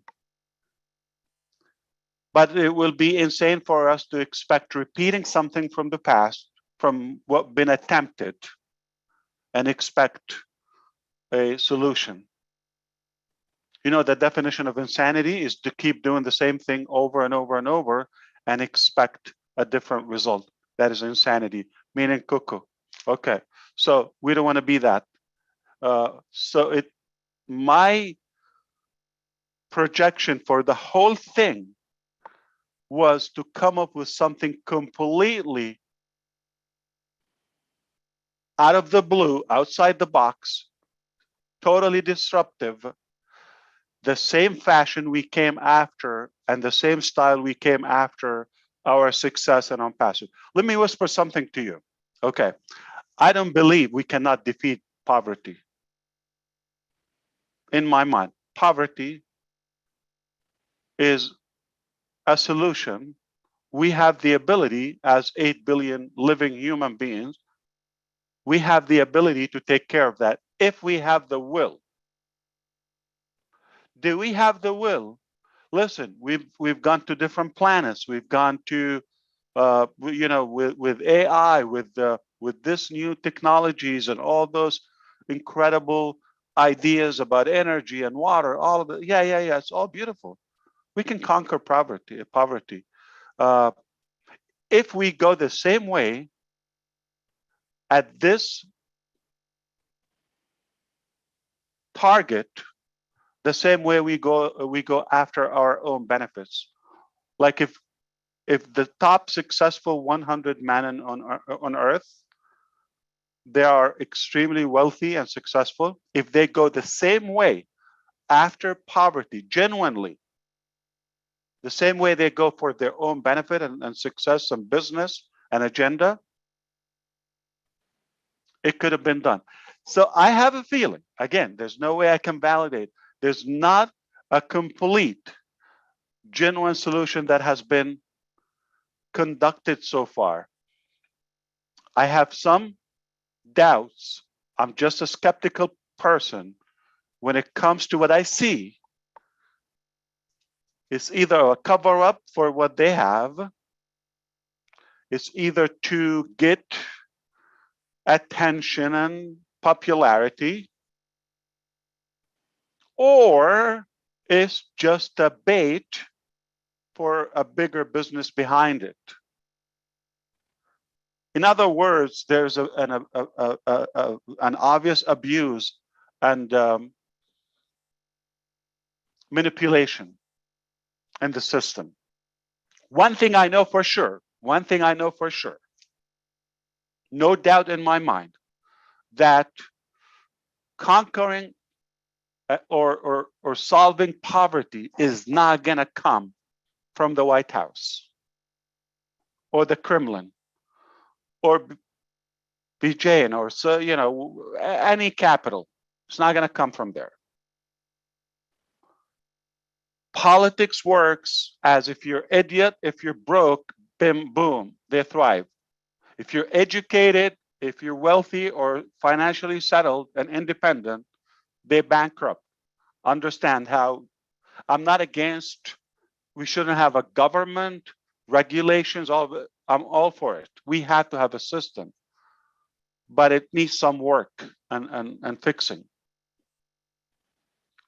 So unless we fix so many pieces and understand the roots of poverty and the causes of that and solve them, NLP, I'm sure Joyce and those who work in social work, you have to understand the brain programming. Okay, so unless you understand the causes, the roots of the problem, and go after them, you're just going to have a band-aid on a cancer. It's not going to work. Okay, so we have to go after the root. What are the roots of poverty? And I hope you're not waiting for me, Julie. Are you waiting for me to finish so you can talk? Then jump over, because I feel bad if you have something. Okay, I don't mean to. I have hold. spoken, Dash. So I'm sorry? you're good. I have spoken, so you're good. Oh, you did. Okay, Yeah, thank you. fantastic. Okay, but you can jump in, cut me off anytime. Okay, when I'm not making sense, you just cover me. Okay, so what I believe. Okay, first of all, we're not going after fixing. I want to clarify this. In my mind, my intention, I'm not going after homelessness. That's just one area of poverty. If you want to solve it, you want to go for the whole thing. You want to aim big, all right? God doesn't require us to succeed. I'm trying to read what's behind me. Okay, He only requires that we try. In other words, we will shoot for the moon. If we fail, if we miss, we will land among the stars. Big deal. But we're going to try hard, okay? We're going to try very hard.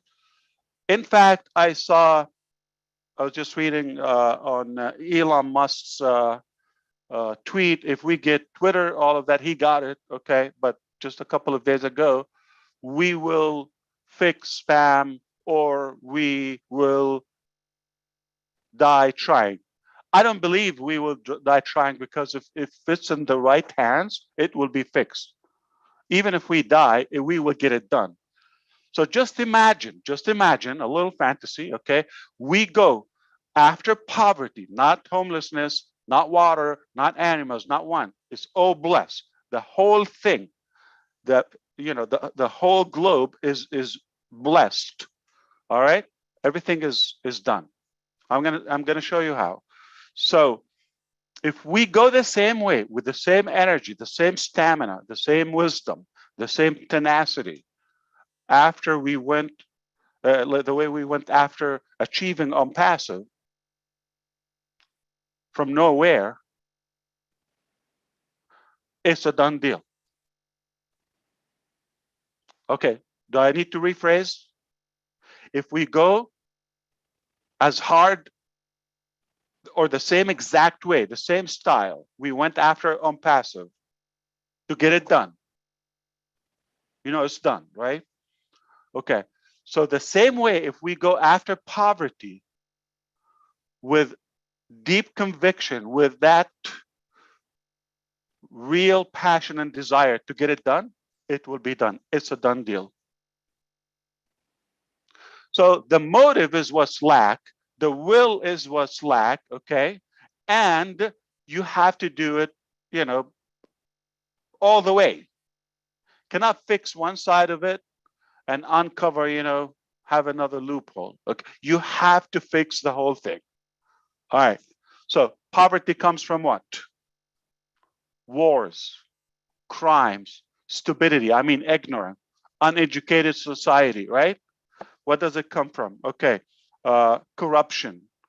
Okay, health issues, disability, in other words. Okay, that's what prevent people from having an source of income or proper lifestyle or burden on life. Get them they give up mentally. Okay, so there's another thing I wanted to say that about poor minds and it's all about if you have, I mean, your success is determined by your mind. If you have a rich or poor mind, it is just going to determine your status, right? So I do believe that we have to consider education. You cannot have a separate dimension, okay? If there's a solution that doesn't take care of educating society, it's not gonna be a long term.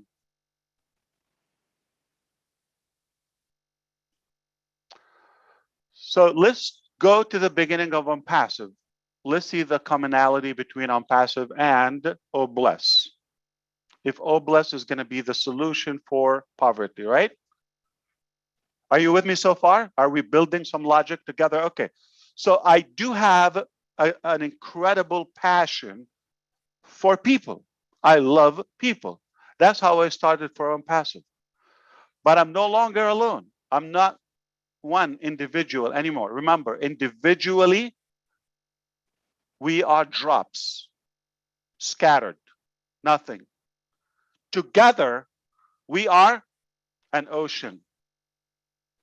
And boy, are we an ocean now. Look who we have on board. Okay? I'm no longer alone.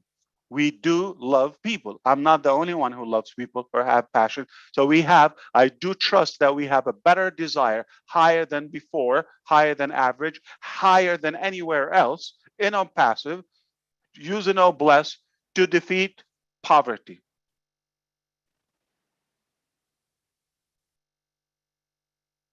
It doesn't have to be complete for now, because let's say older generations that they have a more complex and severe issue, they can be dealt with individually on one-on-one basis, right? But at least if we could have the resources to take care of that. But we want to focus on the younger generations and the future generations. So if we take care of society, if we want to take care of the future society, we take care of them now with the younger kids today. So number one, if they're educated, we give them proper health and put them on the right track. You got nothing to worry about in the future. Okay? And solve all the other relevant issues. If we have, if the country is broke, you're gonna have poor people. Okay? If the system is broken, you're gonna have issues. So do we all agree that we love people genuinely? Okay, we do love people, but we do agree that we will make a difference just by that love. Even if everybody impacts one person's life, it's gonna make a major impact because we're so many, right? Okay, so the other one is we have to agree we're not gonna really take care of every little tiny issue. Okay, if something is just so complicated, we don't want to be stuck against the wall if it's just a temporary case. Let's focus on the future. If we have the foundation for but listen, don't take me wrong. I love people, but there are some people, they really need a lot of love. In fact, it's no joke. I was talking to God a while back. I said, you know me, God. You know how much I love people. And I believe in you. I do have a little list, tiny list. I have some names on it. It's not big. You can handle it. I wish you would consider.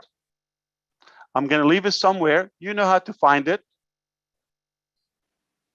When I come the next day, I hope you will tell me it's taken care of.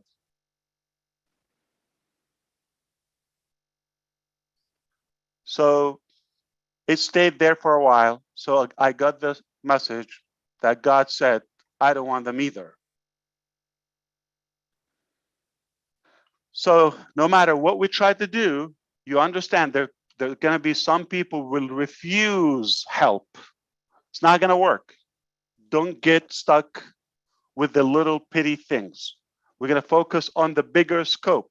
You follow me so far? All right. Even if it's late, it's not late. We're just like they're waking up in India now. Okay. So we agree we have to do something different, hasn't been attempted before. We agree we have to target all areas. We have to be disruptive, just like Unpassive. We agree it takes a team. It takes a massive team like Unpassive, right? All of that. Fantastic. And we're going to try hard, not just try to show, okay? We're going to go very hard at it, okay, all the way. So if we miss, we're going to land among the stars. I mean, period.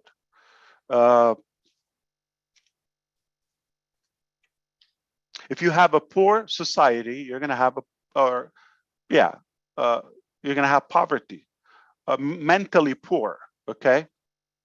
If we have educated society, I don't mean diplomas, okay? I do have to say that. I hope you're not waiting for degrees and, diplomas. No, I'm talking about aware, okay? Effective. So I want you to trust me that perhaps how we do Unpassive is one thing, right? If we do it the same way, it's going to be great. It's going to be a good success. Why? Because how you do anything is how you do everything. We're not going to do it for a show. Okay? Trust me, we don't need more foolish work to distract us from other things. If we don't mean to solve it, it wouldn't be on the list. It wouldn't be on the table because it's going to take time. It's going to take energy, and it's going to take commitment for us to solve it. It's not going to be a wish. Okay, so as hard as we went after Unpassive, we go after poverty. Sometime from now, it will be done. But because of the spirit and the attention that we have, and I do want to mention something. If there's money involved, and there's management, if there's a system, it sounds like a business to me. So let's stay away from that, okay? It sounds like this is not a business. This is being a good human being, okay? You cannot talk to me about, oh, bless, and this project, and this is a plug. Don't fall into that. Okay, so we're gonna focus on doing good. How we do good is very simple. So let's say there are 1 billion poor people on the planet. Okay, remember, the genius is to turn something complicated into simple. Yeah, poverty is complicated, but let's simplify it. If people have enough knowledge, or the poor people, 1 billion people, if they have more knowledge in any area, okay, any area, it doesn't have to be on the book, you don't have to read and write, okay, if they just have enough knowledge to survive, take care of themselves, be independent,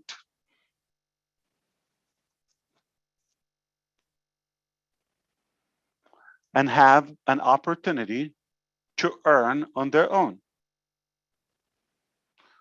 So more knowledge and more money Straightforward. I'm not talking about $1 billion business for each. They're talking about survival, talking about getting off the street, getting take care of their health, their family. Okay, doesn't take much. There's no force on earth can convince me we cannot solve this. Do we have enough food? Yes or no? Do we have enough knowledge available? Yes or no? We have enough resources? Yes or no? We have enough love? Yes or no? We have enough will, passive or blessed? Yes. Okay.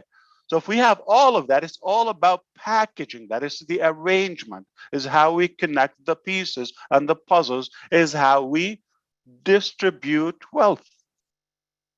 So why don't we flip the picture? And I'll give it back to Chris or Julie if they want to take over. Why don't we just become so disruptive? Okay, let's say we have 8 billion people. Okay, the bottom 1 billion. You want to do it that way?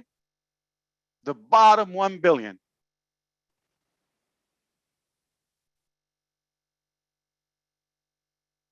Meaning they have less than $1.90 per month or per day. The poverty line.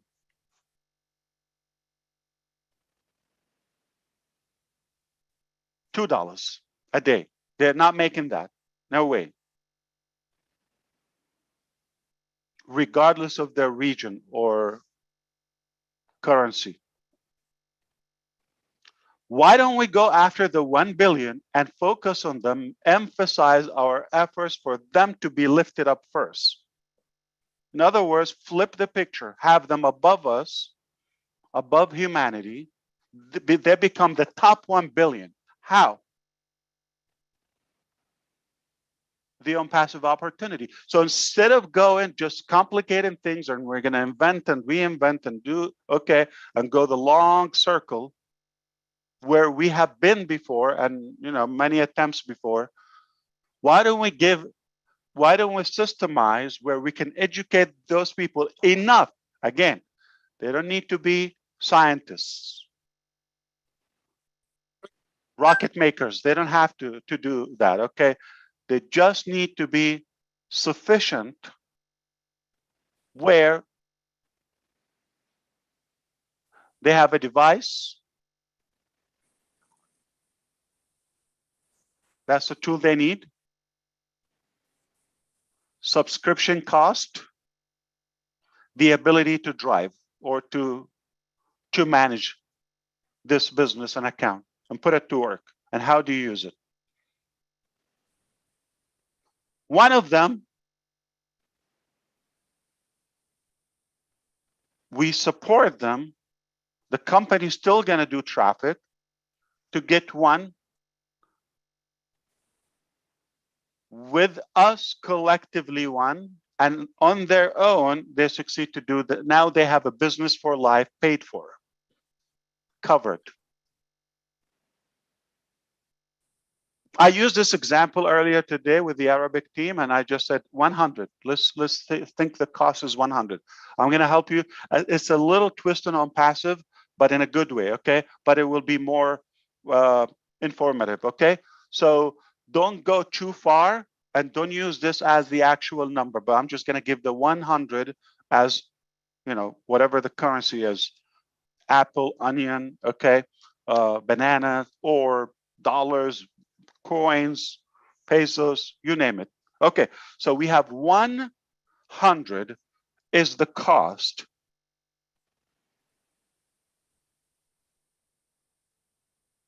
Lily Lane would go and pay. The doors are open, activate. Obviously, founders first, okay, before the public. Go, activate your account. The minute you activate it, set up your account and profile, you are confirmed, you are activated, you have set up, you have a domain name, your business, live, everything is taken. The company is taking over all of that. You put 100.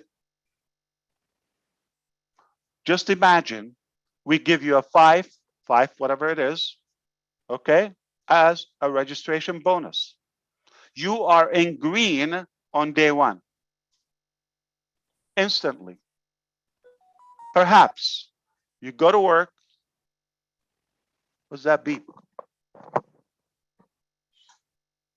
Okay. You go to work, the company go to work, and the team go to work. Down the road, whatever it takes, you got 3 registrations, 3 sales, 3 subscriptions, packages sold. Let's say you are at the package level or the product. You cannot give what you do not have. First, you get it. Second, you are able to resell it. So you have 100. Day 1, you have 5, just one-time bonus, because your wallet now is green. The figures, the numbers are in green.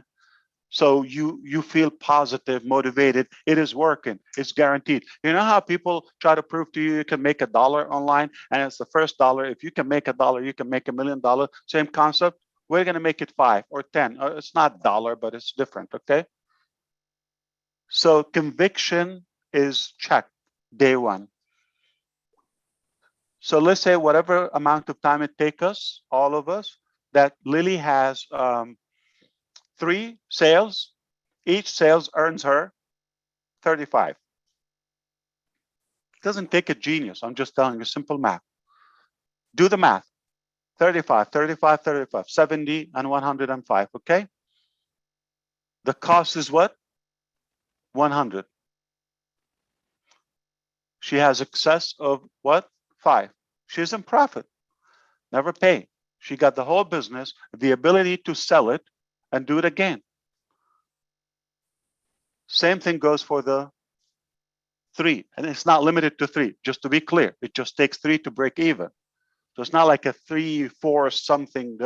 Just stay away from that. Okay, we're done with it. Okay, so just unlimited. You have 3 billion. You're gonna have 3 billion. Okay, but it takes 3 for you, no longer out of pocket. So if we succeed to do that with Joe, the broke poor person, we're not going to do the 1 billion at a time. Let's go after, everybody would go after 1. We're 1 million. We fix 1 million as one circle, one cycle. Rinse and repeat. That's what I wanted to share. I don't know if you're going to invite me ever again, Chris, but this is what I thought. I wanted to support you. I do believe in you, and I am very hopeful that this is a very sincere discussion that will lead us to the solution. Thank you, brother. Thank you, Ash, my #1 brother. Well, wait, I got to put Marty there because he'll get all jealous, you know that. But yeah, of course. This is the push that I needed. You said some pretty amazing things today. I'm pushing myself with a lot of people, as you can see on here, who's been with us since we started this. Appreciate your wisdom and your words, because I learned a whole bunch of stuff in a few short minutes on the direction. And I do want to let everyone know that this is something that Ash wants us to do together. You understand, Ash's schedule is busy. He's always going to be part of everything, but we want him to keep going and doing what he's doing, because without Unpassive, there is no Oh Bless, because no one's ever done this before. No one's ever brought people together like this, and I'm still blown away by that. And once Unpassive, which I already think it's going. In my mind, it's going. It's strong. It's hard. And that's why I said, man, you guys have some wonderful ideas, but structure is everything. Education is everything. And we just got to keep doing this. Like I said, the people that are talked on here that are interested in each other's ideas, man, make that connection with those people. Build these little committees or boards or families, however you want, and let's build this. Oh, bless, like Ash said, is everything. Everything really that's wrong. So I'm really excited to hear him say that. And one of my favorite things he says is, and I write it down every time he says it, how you do anything is how we do everything. And he's absolutely correct, because if we work as hard on anything we do, and we take that much energy and put into Obless, we are unstoppable. It is curable.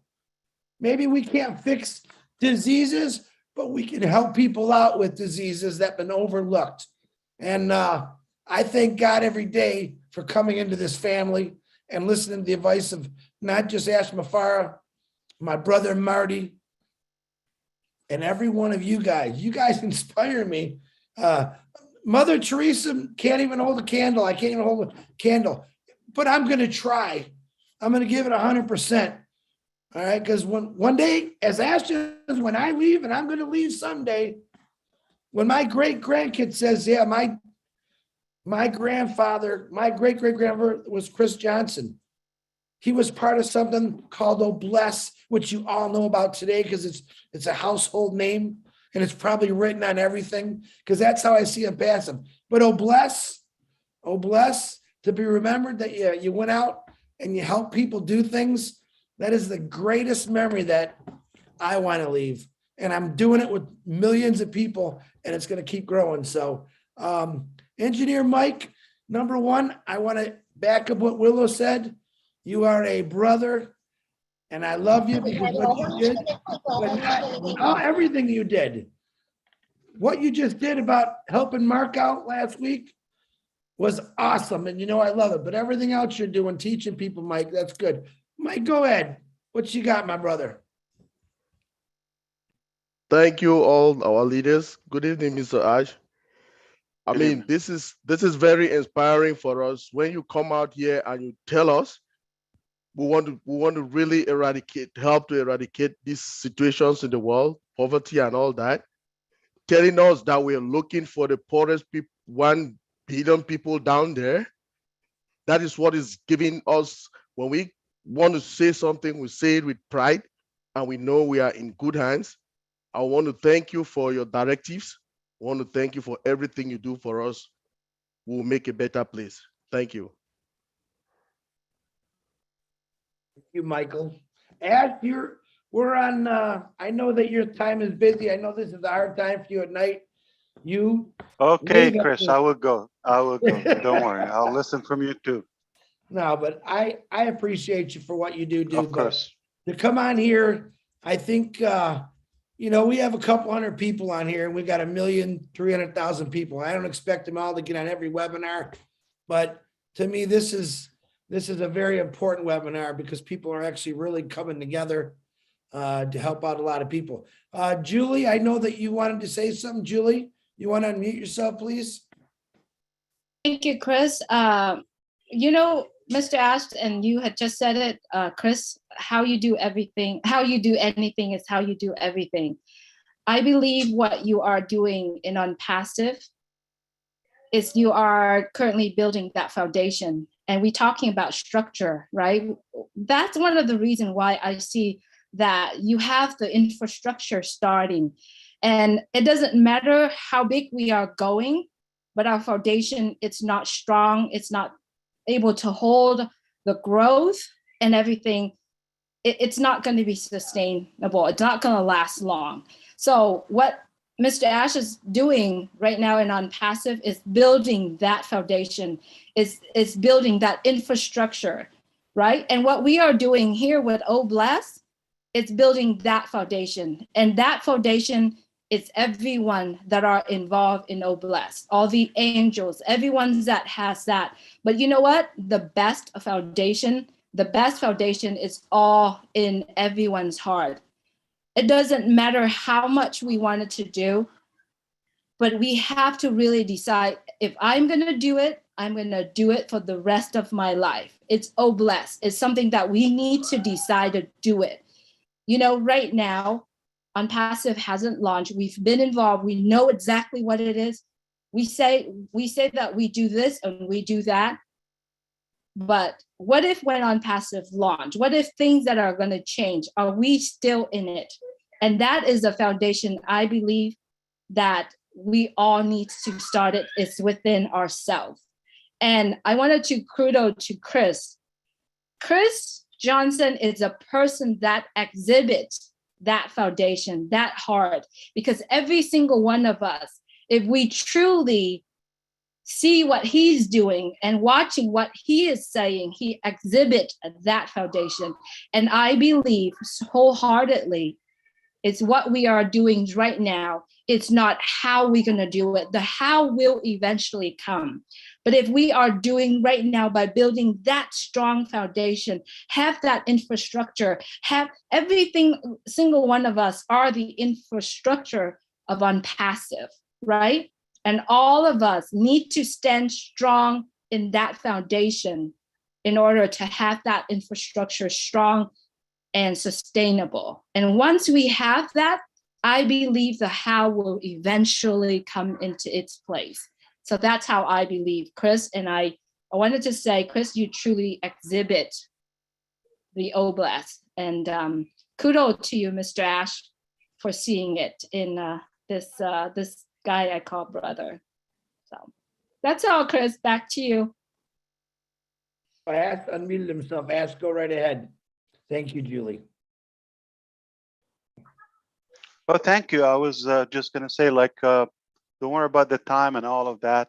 If somebody's busy, they're not going to be here. And if they have something more important, they can go. But how many times we've been on shows or things that we just realize they're just a total waste of time. And if you tune into any channel or show at any given moment of the day, any country, you're going to find a lot of nonsense. You're going to find a lot of nonsense. And it's just sucking up people's time. And it's just for selfish benefit. Just a couple of people are monetizing that time. No, here's unique. It is something that is worthy and is going to make a difference, is the seed and the foundation, as Julie said, for something rather will make a difference. And it's not for a single individual. It's not about one of us. It's about none of us actually here. Okay. Ultimately, it will help us feel better and accomplished, but it's for others that they need someone else to care for them. You just need to care about one person. Okay. So it is worth it. I don't regret it. You know, it's a priority. It's not a side chat to me. It is a priority. We said it. It's not a joke. We said, oh, bless. We said, oh, academy. We said, oh, women. Those are for a reason. If we do those three things properly and effectively, we have a better society. We have a better global population, at least, you know, down the road. Okay, because I told you there's some, you know, crazy maniacs we cannot fix at the moment. Yeah, I mean, the good news, God eventually will consider them. You know, He's not going to change the system, so they will be taken. But sadly, they're still with us. So we're going to have to foresee this temporary generation ahead. Okay, the generations to come, let's say the DeGarmo's grandchildren, those are the ones that should not have any dealing with this. This should be something from the history, just like past.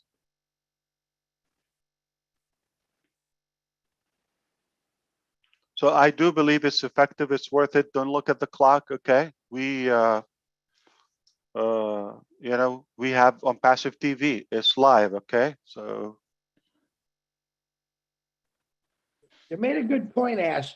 If you really look back in the history, if you study history, I think it's very interesting. We've never really fixed anything.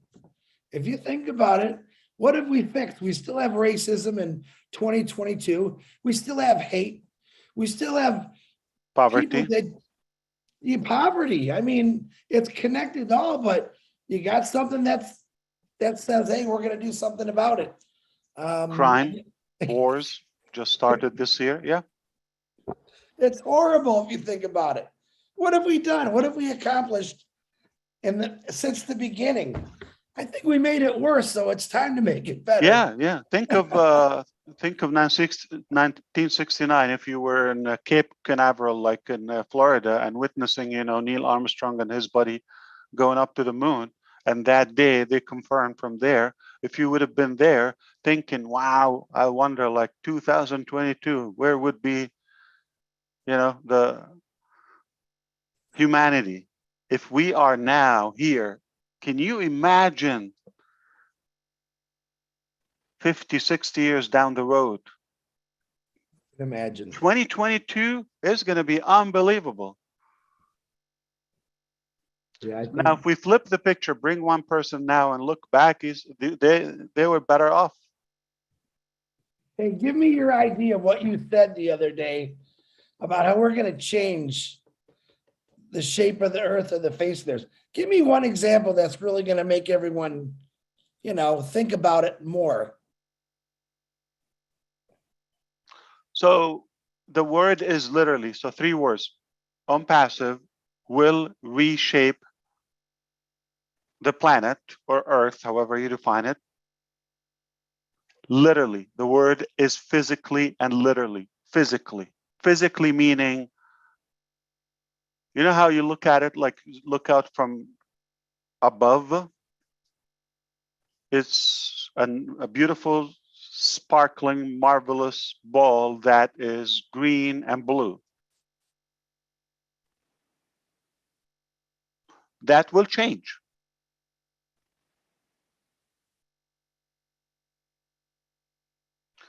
From the products that we invented. I wouldn't say it and just have a crazy idea. They're not necessarily digital products. That's what I want to be clear, because I've heard the recaps, okay? So just want to take advantage on and clarify that the restructure and the betterment of Earth as a planet, it will be visible, noticeable, with the naked eye and from, scientific measures as well. And it's because of a direct cause or of the impassive inventions. It's very simple, it's not complicated, it's not genius. Thank you. And I'm not talking about a paint, okay? The real Earth, okay? That would be fun. And I'm not aiming to rearrange the planets. I'm not going to get into that business, okay? Or but repaint it's a possibility. them. But it's Repaint a possibility for you. I don't like Jupiter. It should be more green, yeah. Oh man, now you're making me really think here. But hey, I know we just had some hands up. You had Willow and Marty. Willow, I'm sure Ash's got a couple minutes, but he's gonna have to tell me, or I got to kick him out because I know he's busy tonight. But Willow, go ahead. I'm taking a break from my Indian people. Don't tell them Rupa, okay? The other night, when we had that darling man, Mark, on, he opened our hearts so much. Everybody wanted to help. Everybody that was in the room wanted to make sure that somehow he knew we loved him. What if we created... Who you're talking about, Willow? Mark. Oh, yeah, I missed that. Okay. Mark. Could it be possible that we just need to see somebody that does need it, have it put in front of our eyes? Because a lot of people will say, yeah, I'll help. What if we created a list somehow of special people we knew that were in tremendous need? They don't necessarily have to be homeless. And then when somebody says, okay, I'll donate one of my positions to help this person, could we do something like that to open their eyes that the need is bigger than the people that are trying to help? Yes, but I know that when I was helping with the community and with women that were abused, and some of the women had no homes to go to. They were in the crisis center. They had 3 or 4 little kids. And we would get together and we'd put their names in a basket between all of us.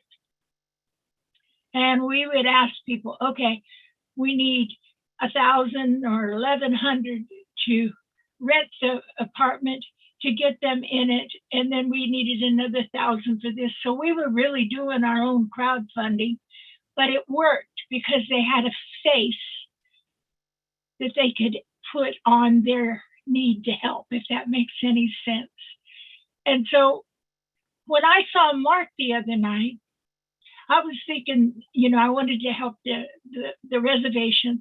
I wanted to give the boys and girls their computers so they could compete in the real world and all of that. But then I seen Mark, and if I just had one other desire in life, is I just had enough to give to everybody I want to give to.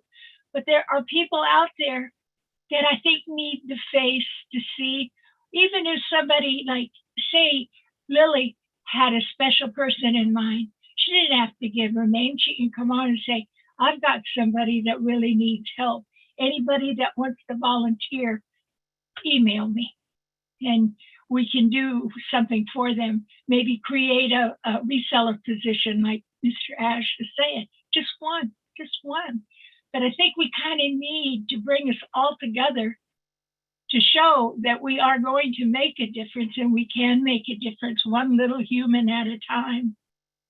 And so that's all I wanted to say. I mean, I know I'm a Pollyanna and I can't help it. I was born that way.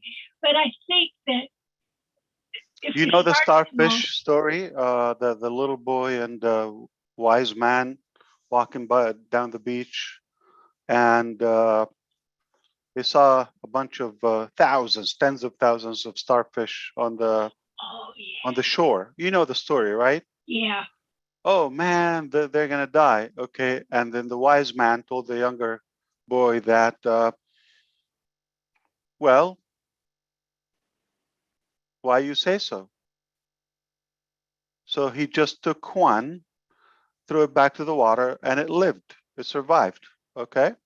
And he said, yeah, but that's one. There's so many, you're not gonna fix them. He said, you do one, I do one, but I saved one.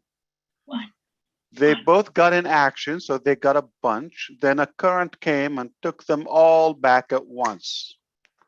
So if you start with one, don't look like we have too many. We have 1 billion, or we have 800,000 that, suffering starvation and somewhat poverty.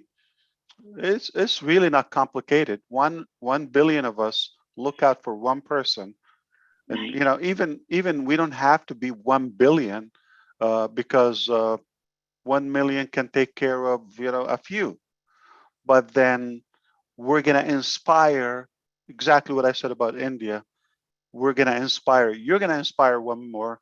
The person that you bring in, they are actually gonna be more motivated to bring another one, and we're all gonna go to the top, period. So the 1 billion becomes at the top of this global population, and then it would be fun. The good news about that, the irony of everything, okay, I have a feeling they're going to be almost everyone on planet, not everyone, but almost everyone on planet Earth would have a username password. Okay? If that's the case, those 1 billion, they're going to be at some point, they're going to be in the business. And the top 1 billion now, the top most, prosperous and wealthiest people now, the top 1 billion, they're going to be on passive. So it's only the matter of the arrangement, because either you're going to be the leader or the follower, one of the two. Okay?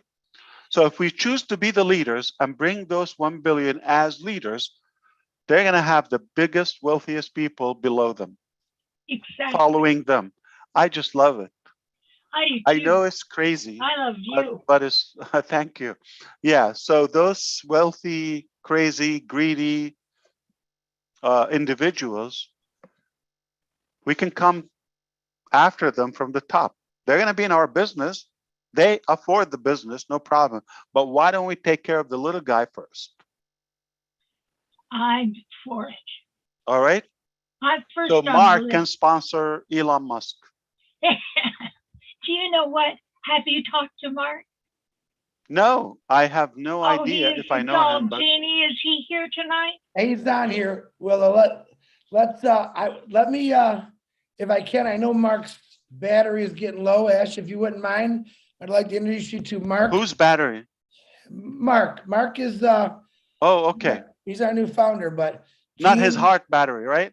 Yeah, His no. device Hey, battery. That's easy. No problem. Ash, We he's can give got him a a battery. heart. He's got a heart and mind just like yours. Mark, if you could please unmute yourself. Gene, Olivia actually connected with this gentleman. He's really phenomenal. Mark, you want to, Rupa will get you and Nathaniel will get you, but Mark, can you please unmute yourself?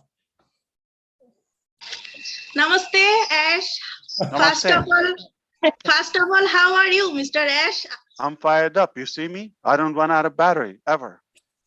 Thank you so much. Happy Ramadan for you. Thank you. Welcome. So we are very happy with you, Mr. Ash. First of all, I am salute your business thinking.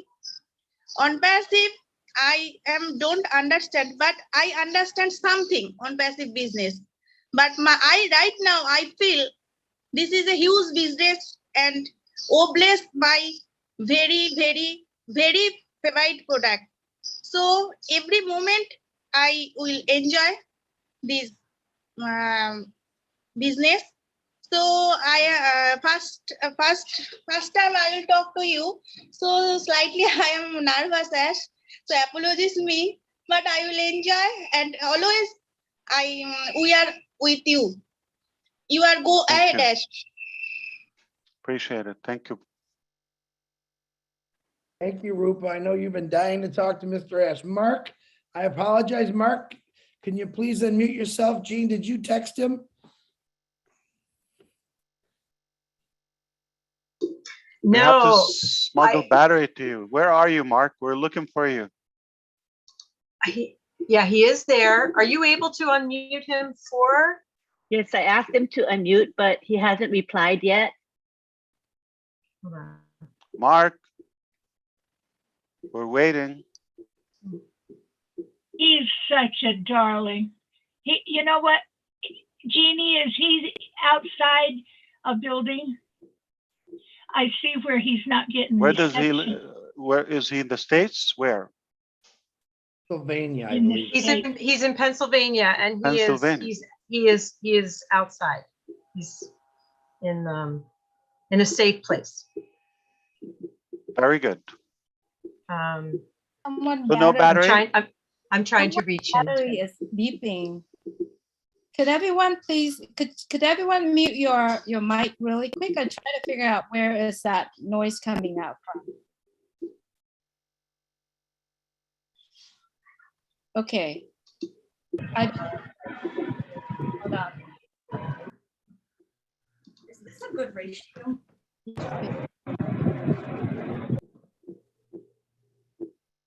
It's still there. That's India. I think that was Advocate Jaspel that was creating the noise. Yes, but there's the beeping still going on. I'll mute myself and let's give it a minute to figure Yeah, out. there's some humming. I agree with you, Julie. Yeah. I think it's Julie. I think it is Julie.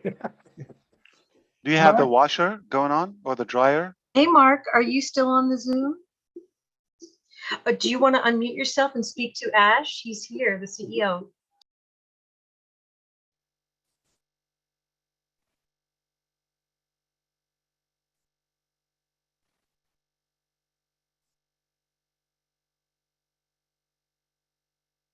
Come on, I believe.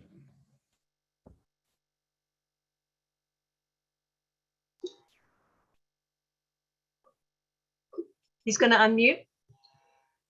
Thank you, Gene. Mark, are you there?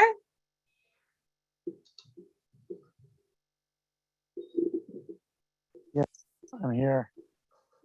Hi. Do you have Hi. enough battery to talk to to the CEO? Yes. Hey, Mark. Excellent. How's it going? Fantastic. I heard so much about you. My name is Ash. Very good to connect with you. I know you're in Pennsylvania. Yes, I am. All right. So are you going to run out of battery anytime soon, or do you have a few minutes to talk? I have time to talk. I have battery power. Fantastic. We just want to get to know you. I heard like wonderful things about you. Everybody's bragging about you. If Willow wasn't married or something, she would propose to you right now. Okay, but so what's the deal? What you got going on? I'm homeless right now, and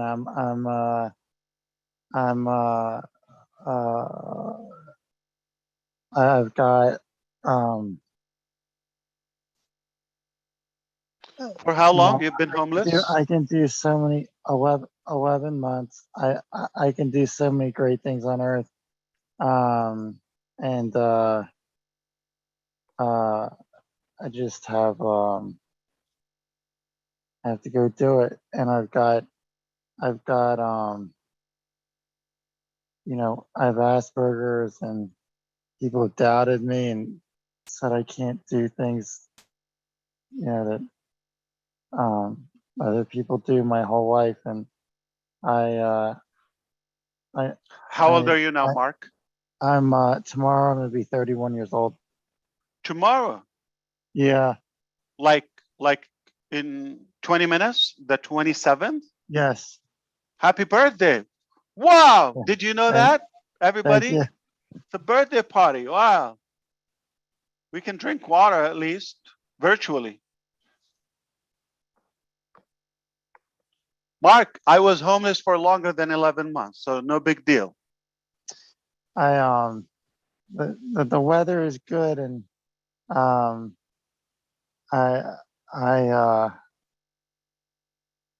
doing okay.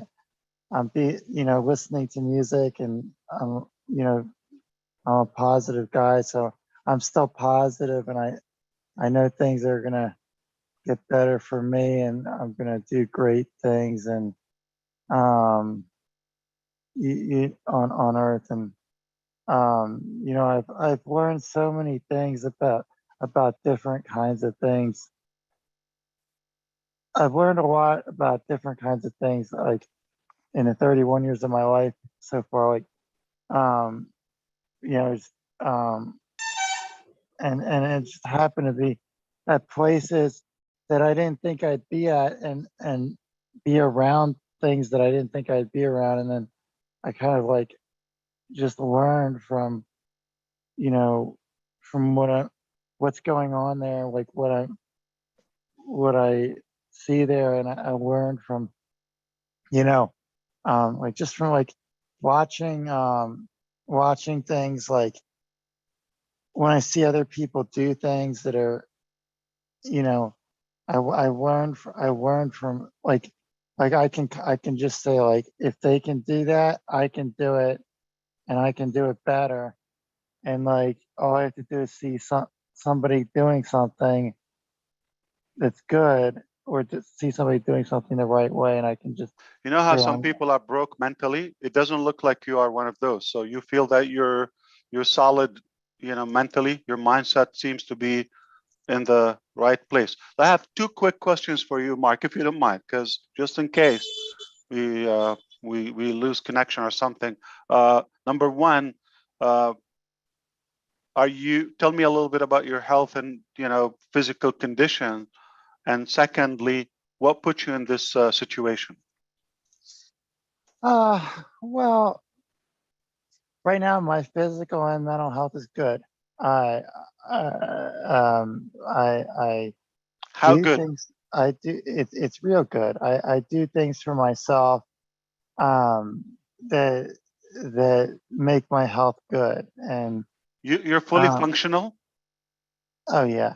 Oh okay, yeah. fantastic. Like have you made babies yet? No. You think you can make babies? I think so. You're very functional then. What else? Okay. Um, Okay. So well, that's Chuck. Now tell me about what put you there. homeless. Yeah. Everything. It just was living at my parents' house, and I got older. I'm 31 years old. They So you are chose to old. leave? Well, they're older. It's hard to live in a house with my parents when everything's older. It's it's like it it's like the house is just not a good environment for Did they me. ask you to leave? No, Uh, did you have a plan to leave or you just left? No plan B. You left. How are you going to survive? You had a roof before. I left because it wasn't really good for my health to live in the house. There's no washer, no dryer, no transportation to anywhere where I can get food and wash my clothes. The shower was broken, And where you stay now? right now I'm sitting next to a stream, in the trees, and But how do the you weather. wash and all of that? So Just is it any better? use the creek, and to stay clean, and um, you know, you'll eat food, walk to the store. There's a food store nearby, and You need cash. So when was the last job you've had? Have you worked in your life? oh yeah, I've had 3 jobs. The last job I had was at a gas station. When was that?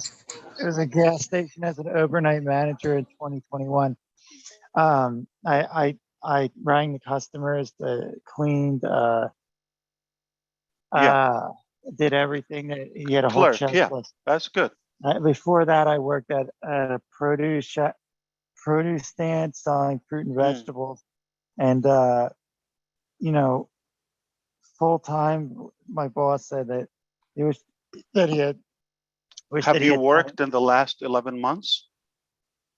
no, but I can Any work. source of income? I have SSI. It's Social Security money. Oh, you have Social Security. Okay. Yes. What qualifies you for Social Security? The Asperger's. And have you tried to get a job in the last 11 months? I haven't. I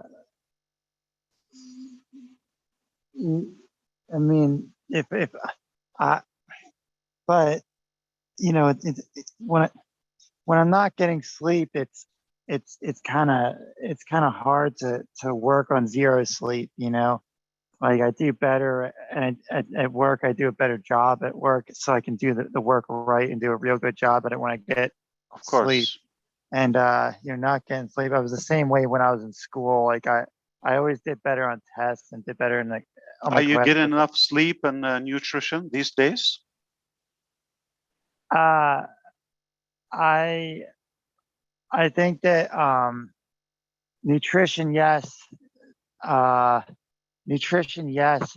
Sleep, it's a lot better. I've modified, like I've changed what I've changed how I'm doing the homelessness that allow so that I'm doing the homelessness a little bit different than I was when I became homeless. So now I'm doing this a different way so that I'm actually able to get some sleep, and like I could work now if I Where was did able to you find stay during the snow times last few months?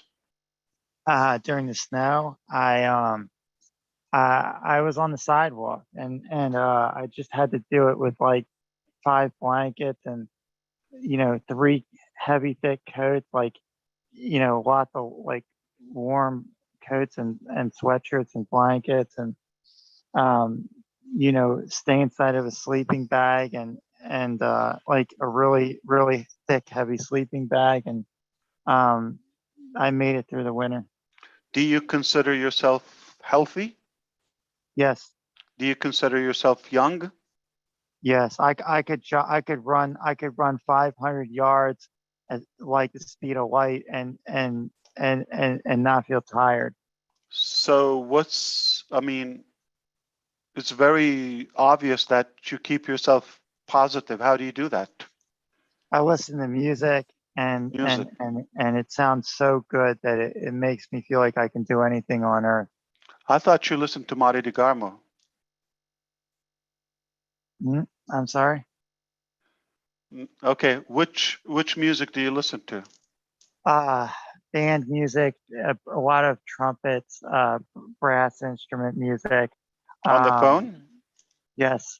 I like to listen to brass quintets, brass groups, guys that people that get together and play brass instruments, music on brass instruments, trumpets, slide trombones, tubas, baritones, and I any kind of trumpet music, brass. I also like to listen to music soundtracks from movies like Star Wars, the Star Wars 9 soundtracks, Star Trek soundtrack. Some movies have good music in them, but mostly I like to just listen to brass instrument music, like I was saying, like trumpets. Mark, do you know there are 315 founders right now listening to you from the Unpassive on Zoom alone, and it's being live streams on multiple YouTube channels, and others are going to play it back sometime in the future, tonight, tomorrow. Okay, so it's safe to say that thousands of people are either listening to you or will at some point listen to this. Okay, I don't know if you feel this way. Do you feel like we're family to you on Passive Founders? You feel comfortable with us to talk? Okay. So would you share with us what's your plan as your family?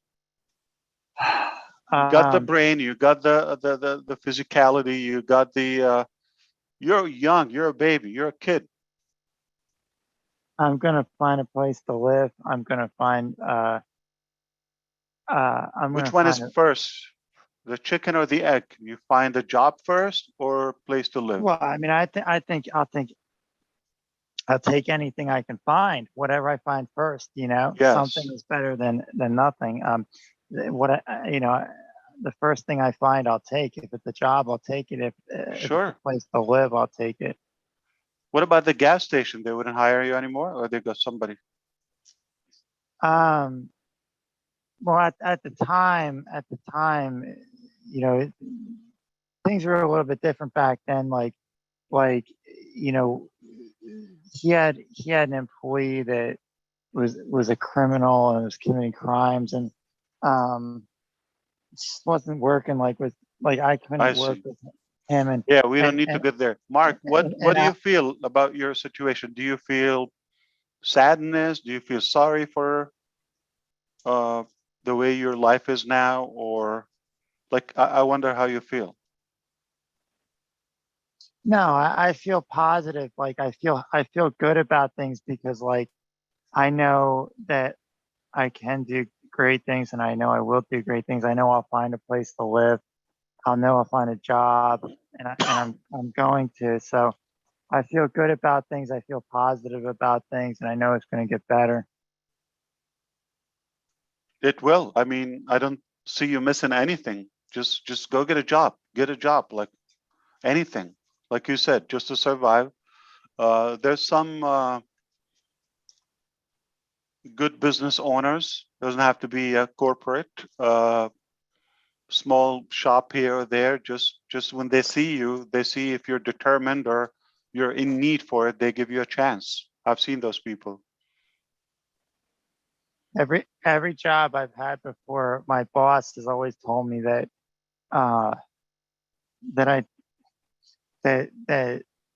that he wished he had more employees like me, and that I do a good job, and that they want me to stay with them for a lot of time.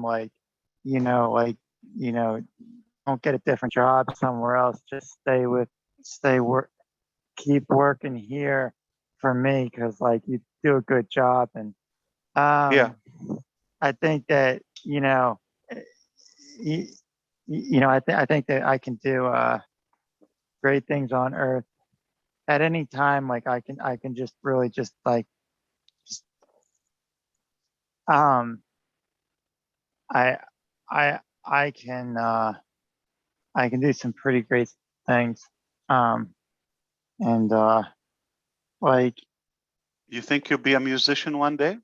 I think I will. I think I could be the next Bach or Beethoven or like Stravinsky, one of those guys who wrote music that's really good music that a lot of people know about. Like I my mother taught music and played music her whole life when I was growing up, when I was younger. I learned a lot about it before I even got to school. Once I got to school, I did music for 9 years in school, and then once I graduated high school, I never went to a university because I never had the money to go to a university, but I just kept listening to music, and What instruments do you play? I can play the trumpet. I've never played a slide trombone, but I know I can play it. It wouldn't take me much time to learn it. It just, I can play. I can play the piano. I can play a mellophone. I can play a baritone without even. I have a 2-year-old. He plays the trumpet too, and a harmonica. I like the harmonica. It sounds good.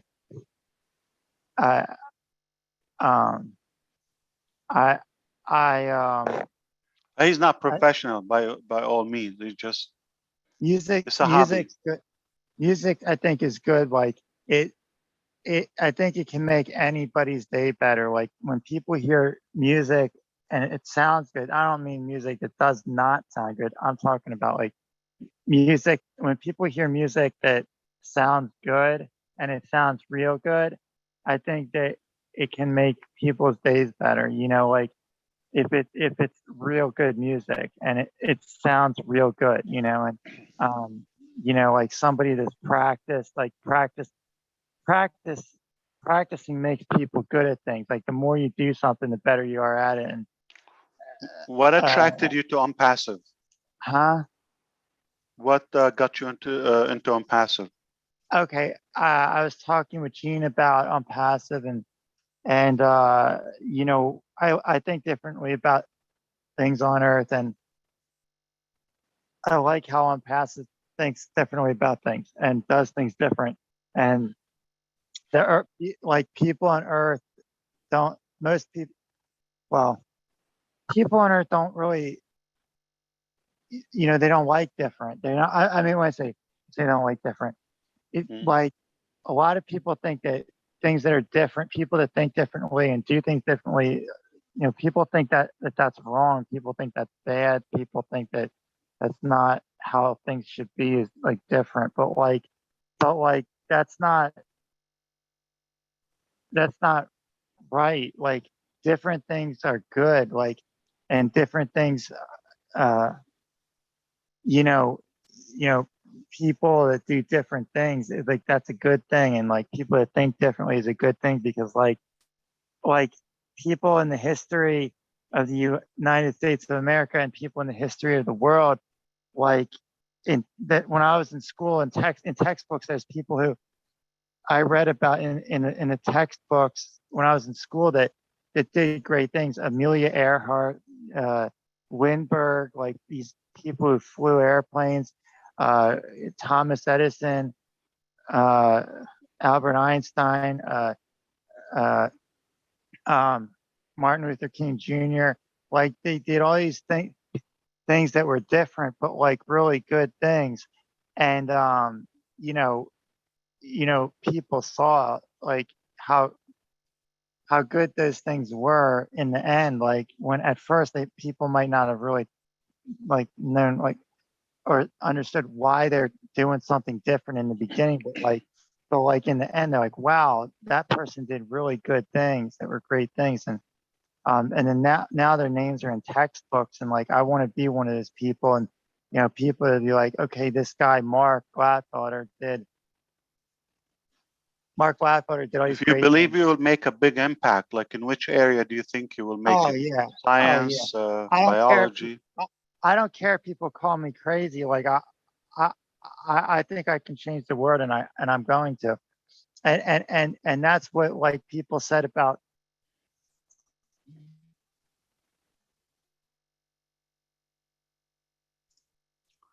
We lost you, Mark.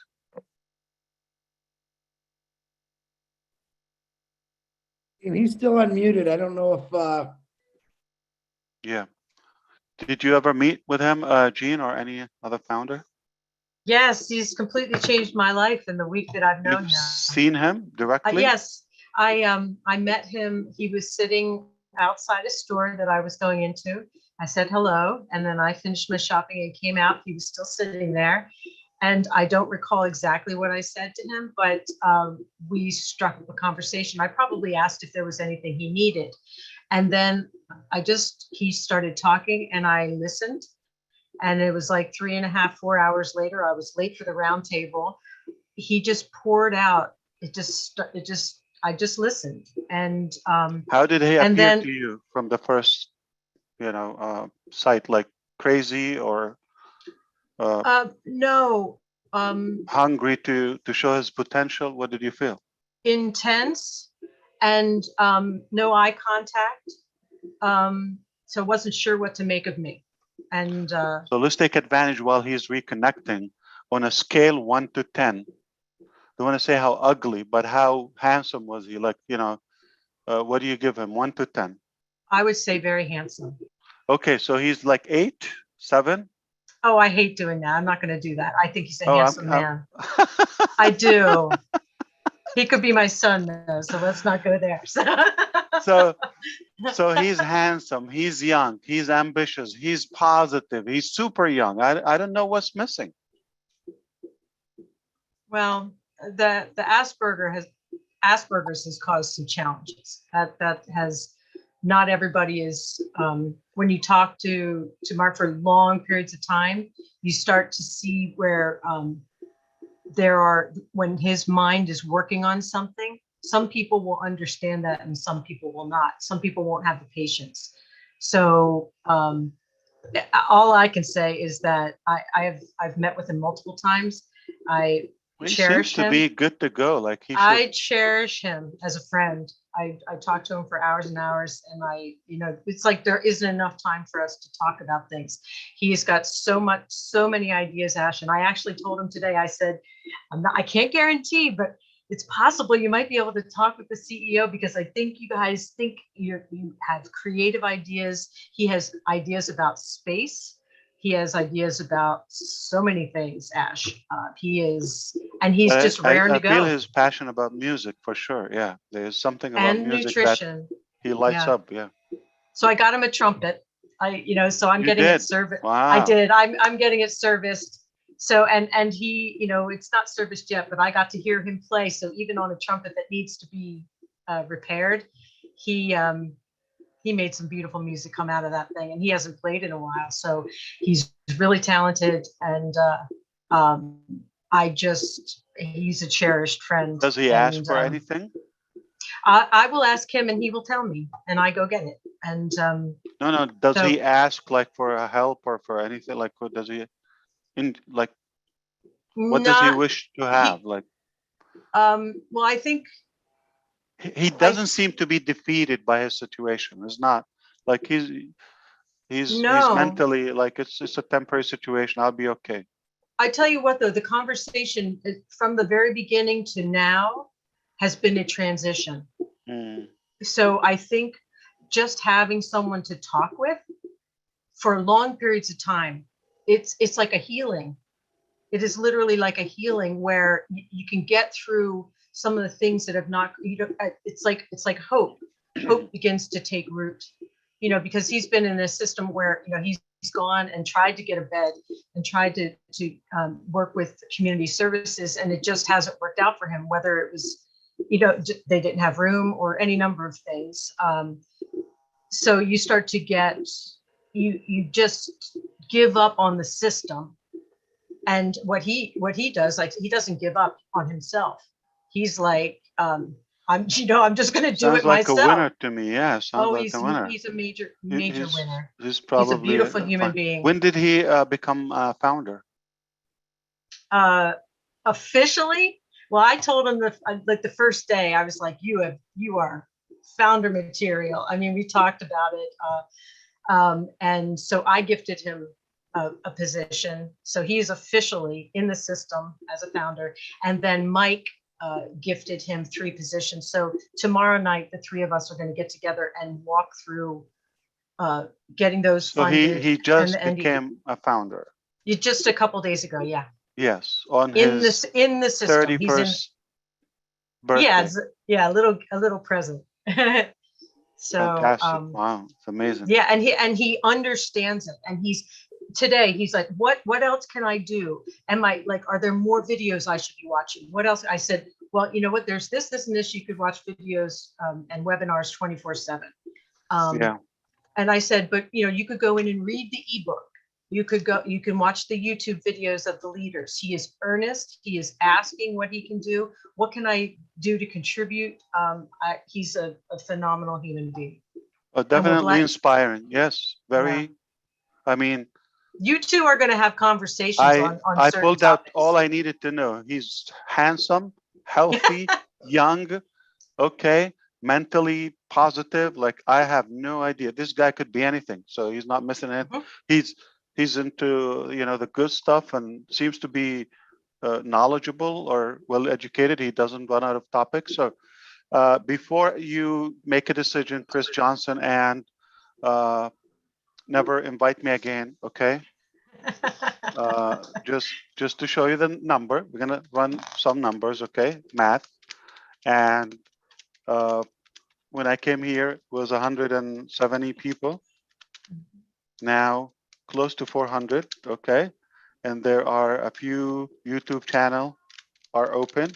All right, so I'm not damaging your business, okay? I'm not crashing your party. What it was is we invited everyone to sing Mark happy birthday at midnight. I think I can't give you all the credit for that one now. Come on. Mark, are you still with us? I've been searching for him and he's not in yet. No, I think his battery died. Ash, listen, I know it's after midnight. I know you got work to do. These people got to probably go to work in the morning. Some of them. I appreciate you, brother, for coming on here and picking us all up, because you seem to do that real good. I'm trying to learn from you. I'm getting a little better at it. But Joyce Hicks, thank you for coming on and speaking your words of wisdom into all the doctors and the people's opinions. Lynn Nakamoto, love you, my sister, for helping out with the coast and the advertising. Julie Wen, thank you for putting all the stuff in the back office and helping out with your wonderful words. Peter Shore, my brother, always, because Pete and I are a partner for life. Marty DeGarmo and everyone else that spoke on here. Ash Mafara, you got the last word, and then we are out of here. Well, thank you, Gene, for bringing Mark. It was nice to connect with him. My pleasure. Thank you also for mentioning him again, Willow and everyone. It was a treat. Okay, I heard all the buzz. Mark. Who's Mark? Okay, so I got to at least listen to him. I didn't visually see him, but that's good enough. We trust Gene's description. He's a good, perfect fella. I mean, I don't know what's missing, and I'm glad you brought him in. Hopefully, we will be able to add value. But he's an inspiration for sure. He's not broken mentally. He's totally fine. In fact, he could enlighten some of us. Yeah. So thank you, everybody. I don't know if Leon was going to say something. Rupa, was good to hear you. We are real people. You don't have to. Yeah. It's more important to listen to other people than me sometimes. Yeah. So, but we are here when it's possible. Tomorrow is going to be on Passive 360. And I'm told they're going to go over the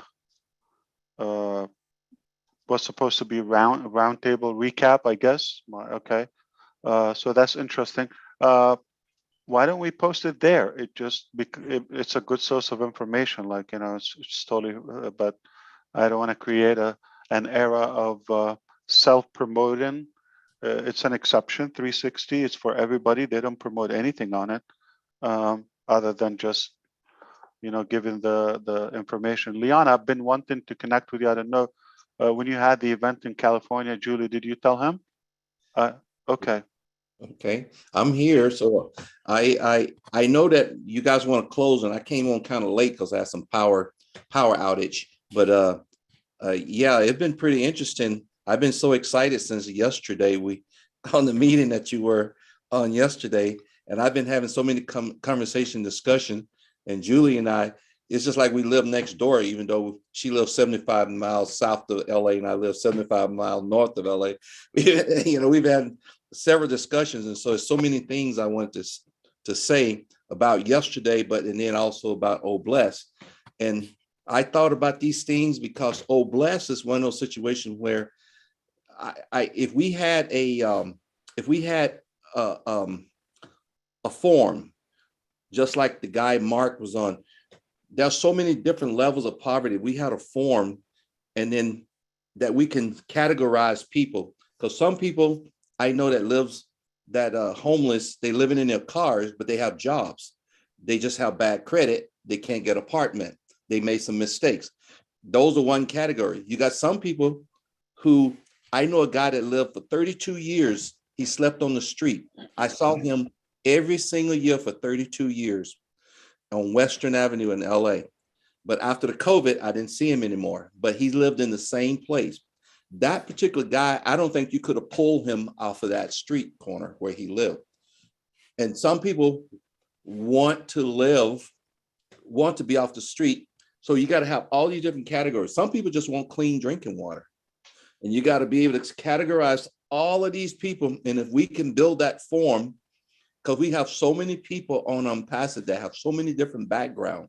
And then once we get all these forms and get everybody categorized where then we could put them all into groups and people can volunteer which group they want to work on. I heard a guy say he knows about logistics. He knows a lot about logistics.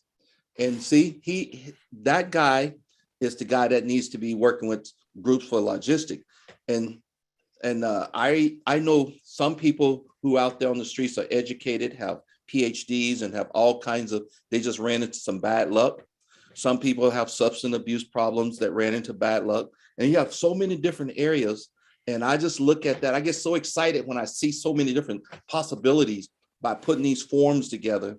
And by and then we build a blueprint build a boilerplate blueprint on how we can tackle homelessness and tackle poverty and tackle feeding people once we categorize, and then pass that through some of the mental health specialists and see, or let them bless our list and stuff like that, and making sure we're working from the right direction, because everybody seems to think that you have to make sure we know what people need first, and once we make sure what people need, and then we can actually go from there.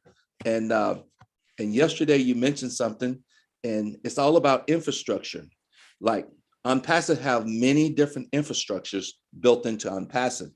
And Julie and I was talking about it, and I'm so in depth in the infrastructure business because I've done it for 27, almost 30 years, just building infrastructure. For example, if you build a wastewater treatment plant, you can't build a treatment plant for the population. You got to build it for expected population growth. Just like Unpassed, we can't build Odesk for what we think. We got to build Odesk for bigger, because if you don't build it for bigger, once everything starts, they'll failure because it's not big enough. And I think Unpassed it have so many different possibilities, and the infrastructure has to be correct. It's just like if you size a pipeline to hold 1 million gallons and you get 10 million gallons, you're going to have failure because the water going to back up, and you're not going to have the pumps to move the water, just like Unpassed.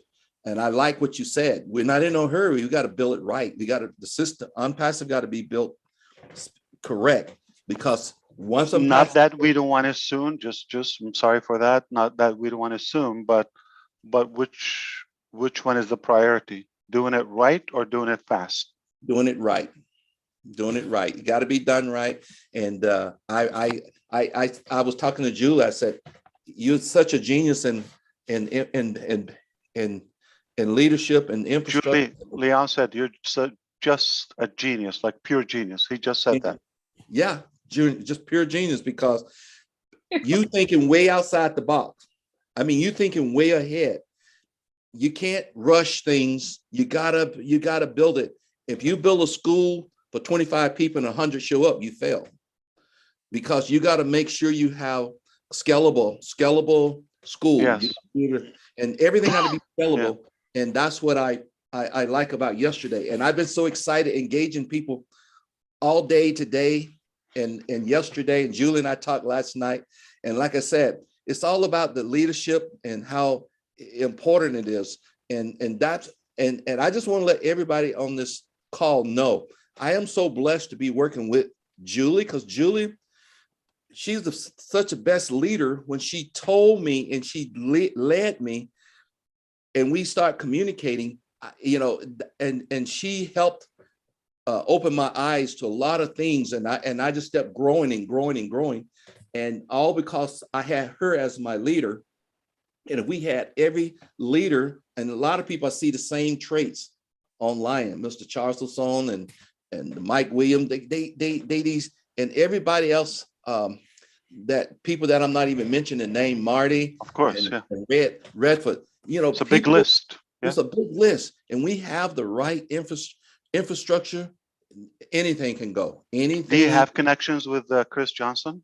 Yeah, I don't have it, but yeah, Chris Johnson, I watch him talk all the time, and I'm watching him, and just people like this, like that, and we can move the world. We can move mountains, because I mean, connections like influence. Like I'm trying to get a bribe with him, because just in case.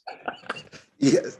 Yeah, he's talking to somebody at the moment, making a decision. How do we ban ash from future conferences? Just in case, you can talk him out of it. Tell him, look at the numbers, Chris, and reconsider. Okay. Yeah. Okay. And we have so many like-minded people. I don't think anything. I think everything is possible. Anything possible, everything is possible, because no doubt. So many like-minded people. And I always remember what you always said a long time ago. Bigger the team, bigger the dream. Bigger the dream, bigger the team. And we have all of that. But like, also you have to understand, it's not just dreaming. Taking action is the key. Is the key. The distinguished difference between those who make it and those who are just they're just delusional. So I do believe that once you have the plan and the dream, it's just all about action. So we took unlimited action. We just opened it all the way. And I do believe to get where you want to go, you have to pay a price. Okay. Yes. Not going to come handed to you. So, and it's been said that pay now, play later. Yeah. Or play now and keep wishing, but you will pay later. One of the two. So that's why I was trying to understand Mark. Like he's got to be pushed a little bit more on getting a job. Gene, I don't know when did you meet him? April 18th. This year? Yeah, just a week ago. Okay. All right. So I wonder if he had like COVID like in the last 11 months or something. Yeah. I don't know. He's extremely health conscious. Very like picky about his nutrition and his food. Drinks a lot of water. Yeah, he's very.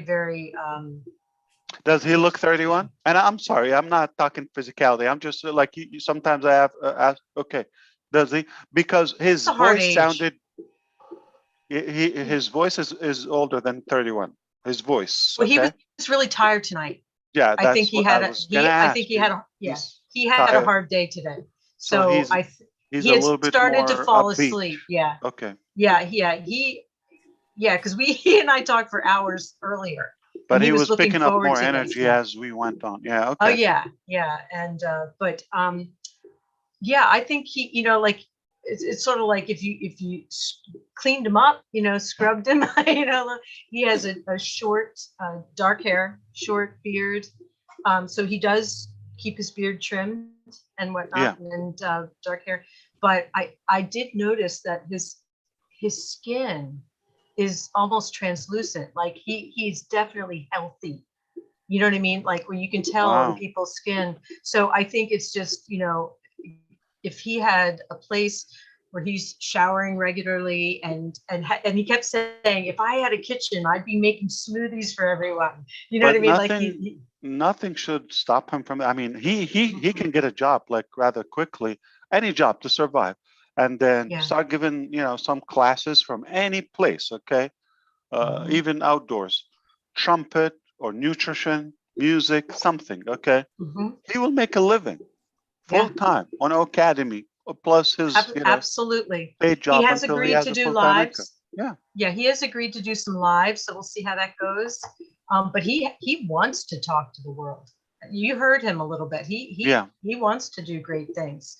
So it's just a matter of giving him the vehicle. So yeah, it was just. Do you think the state, location-wise, has to do because it's like? He said we're in Chester County, and he said there's just really not the resources and the support that he needs. And whether his dream is to have a place where people with autism and Asperger's, sort of like a support community where they can get everything that they need in an environment. That's what Elon Musk they're has, not being, right? Elon I Musk don't know. I don't know, but that would He make said. sense. But he, because he says a lot of people, think he's crazy, or they think he has mental problems, or they think all these things. But I mean, I know better, and I've only known him a week. You know what I mean? So it's just some people are, as he said, they don't have the patience. And so it's again, and I'm still learning. Every time I talk to him, I learn something more. So he is deep and wide. He's got so much to offer. But it's a little more complicated than stuff with his family. He's had a rough road in a lot of ways. So he's had to work through some things. So it's not all just, it's a little more complicated than he shared. So, but it just in the time that I've known him, he has blossomed. He really has. I think he just really wanted someone to listen to be honest. Somebody that would listen to him and value him. And he and I have a lot in common. Like music, we were both in marching band. We both were into drum corps, the precision of that. So we talk music, we talk, art. I got him some clay because he said he used to make sculptures. So I went to the art store and, got him some things that are going to re-inspire him. And I just think he just needed someone to be able to have no judgment about him. And I think he's awesome. I just want to talk to him all day. I just think he's a gem, and and he's going to change the world. Move on to like a practical, like not to take it easy, because 31, you got to have a stability in life and know where you want to go, and what it says, your mind will make you rich or poor depending on how you use it. Put it. So he has a brain, just like the way right now it's maybe comfort zone or something. I'm guessing he need to be pushed in a good way. Yeah, I feel like and the way he has just sort of, jumped right into on passive, he doesn't, I think he has a photographic memory. He has definitely some, with music, he says he can hear it once and he can play it. Just in our conversations, he will repeat back things that I've said. And sometimes if he's not able to finish a thought, like if our phone conversation gets cut short, when we talk next, he will finish the thought. Mm. You know, his mind is incredible. Does he know you So, sing? Well, I sent some stuff. brag? We were talking about it because he was singing his trumpet parts, and I said, "Oh, you're a singer too." I said, you and I are going to sing together. I think he has perfect pitch too. I think he's got a lot. He's got a lot of talents, and so we have a lot in common, a lot of topics that we both enjoy talking about. So we've essentially found a friend in each other that we can talk to about things that maybe we can't talk to anybody else about. You know, some stuff, spacey stuff that, you know, some people think is goofy. Yeah. But Cynthia Brown always comes up with genius ideas. Okay. Yeah.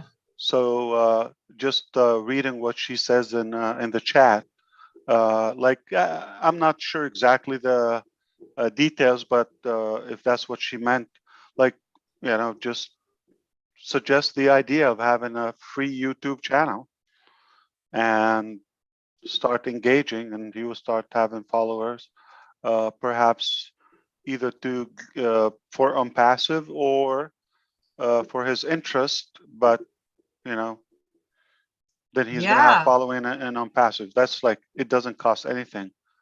So Leon, do you want to have the last word about yesterday? So because I have to take off.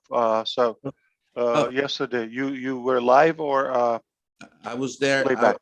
Yeah, yesterday was so exciting about the infrastructure part, and you know, I know you was the way you was talking, and I know what you were saying. I know exactly what you were saying, and I just want I had other underlying discussion with other founders because I was so excited about what you were saying, and I understand infrastructure. So, you know, from a mechanical engineering perspective versus the technology, like the IT perspective. But I do know that infrastructure, it got to be built to hold whatever you throw at it, and that's when you're successful, because scaling something and you thinking and Unpassive is so huge now. And once we take off, we don't have time to slow down. Once we take off, to go back and fix something. So like I say, if you build it, they'll come. This is one of those situations where they will come, and they're going to come fast, and we got to have the staffing, the infrastructure, everything got to be in place. So like you say, do it now or you do it later, but later people are not going to forgive you. You do it now before you put it out there. Yeah. Now for free. I hear you. Yeah. No pressure. Yeah. Little. Okay. Thank you. Forgive me, Chris. Okay. I will not come here for the next 3 hours. Guaranteed. Hey, It's all thank you yours. so much. Thank you. Thank you. I love you very all. much. Appreciate your time, guys. Good night. I'm sorry Ash kept you up so late, but it's always worth it. We love you, brothers. We love you, sisters. Thank you. God bless all you, and happy birthday, Mark. Wherever you are, if you can hear us, we don't know, but happy birthday to you. And let's just do this, guys. Cheryl Cook, Janet Butler, thank you for all your help also in the background with the notes. Let's do this. Say yes to bless, and then Passive is coming. Woo! Fire yourself up. I just woke up my daughter. All right, guys. Marty, don't do that to me every time. Will you tell him to stop picking on me? All right, guys. Marty, just shut the button off, will you? Happy birthday to Good night, you. everybody. Happy birthday to you. Happy birthday, dear Mark. Happy birthday to Mark. Happy Happy birthday, Mark. Happy Birthday to Mark. Happy birthday. Don't stop, Dawat. Not stop, Happy Kenny. Not Happy stop. Happy birthday, Mark. Joyeux anniversaire, Bonne Mark. fête, mon Marc. Joyeux Bonne fête, mon Marc. Bonne fête, bonne fête. Bonne fête, Love you mon Marc. all. Thank you so much for this great Thank you, webinar. Chris. Awesome. It was Wonderful. awesome. Thank you, Chris. Good Thank night. you, Chris. Thank you. Thank you. Thank you, Chris. Happy birthday.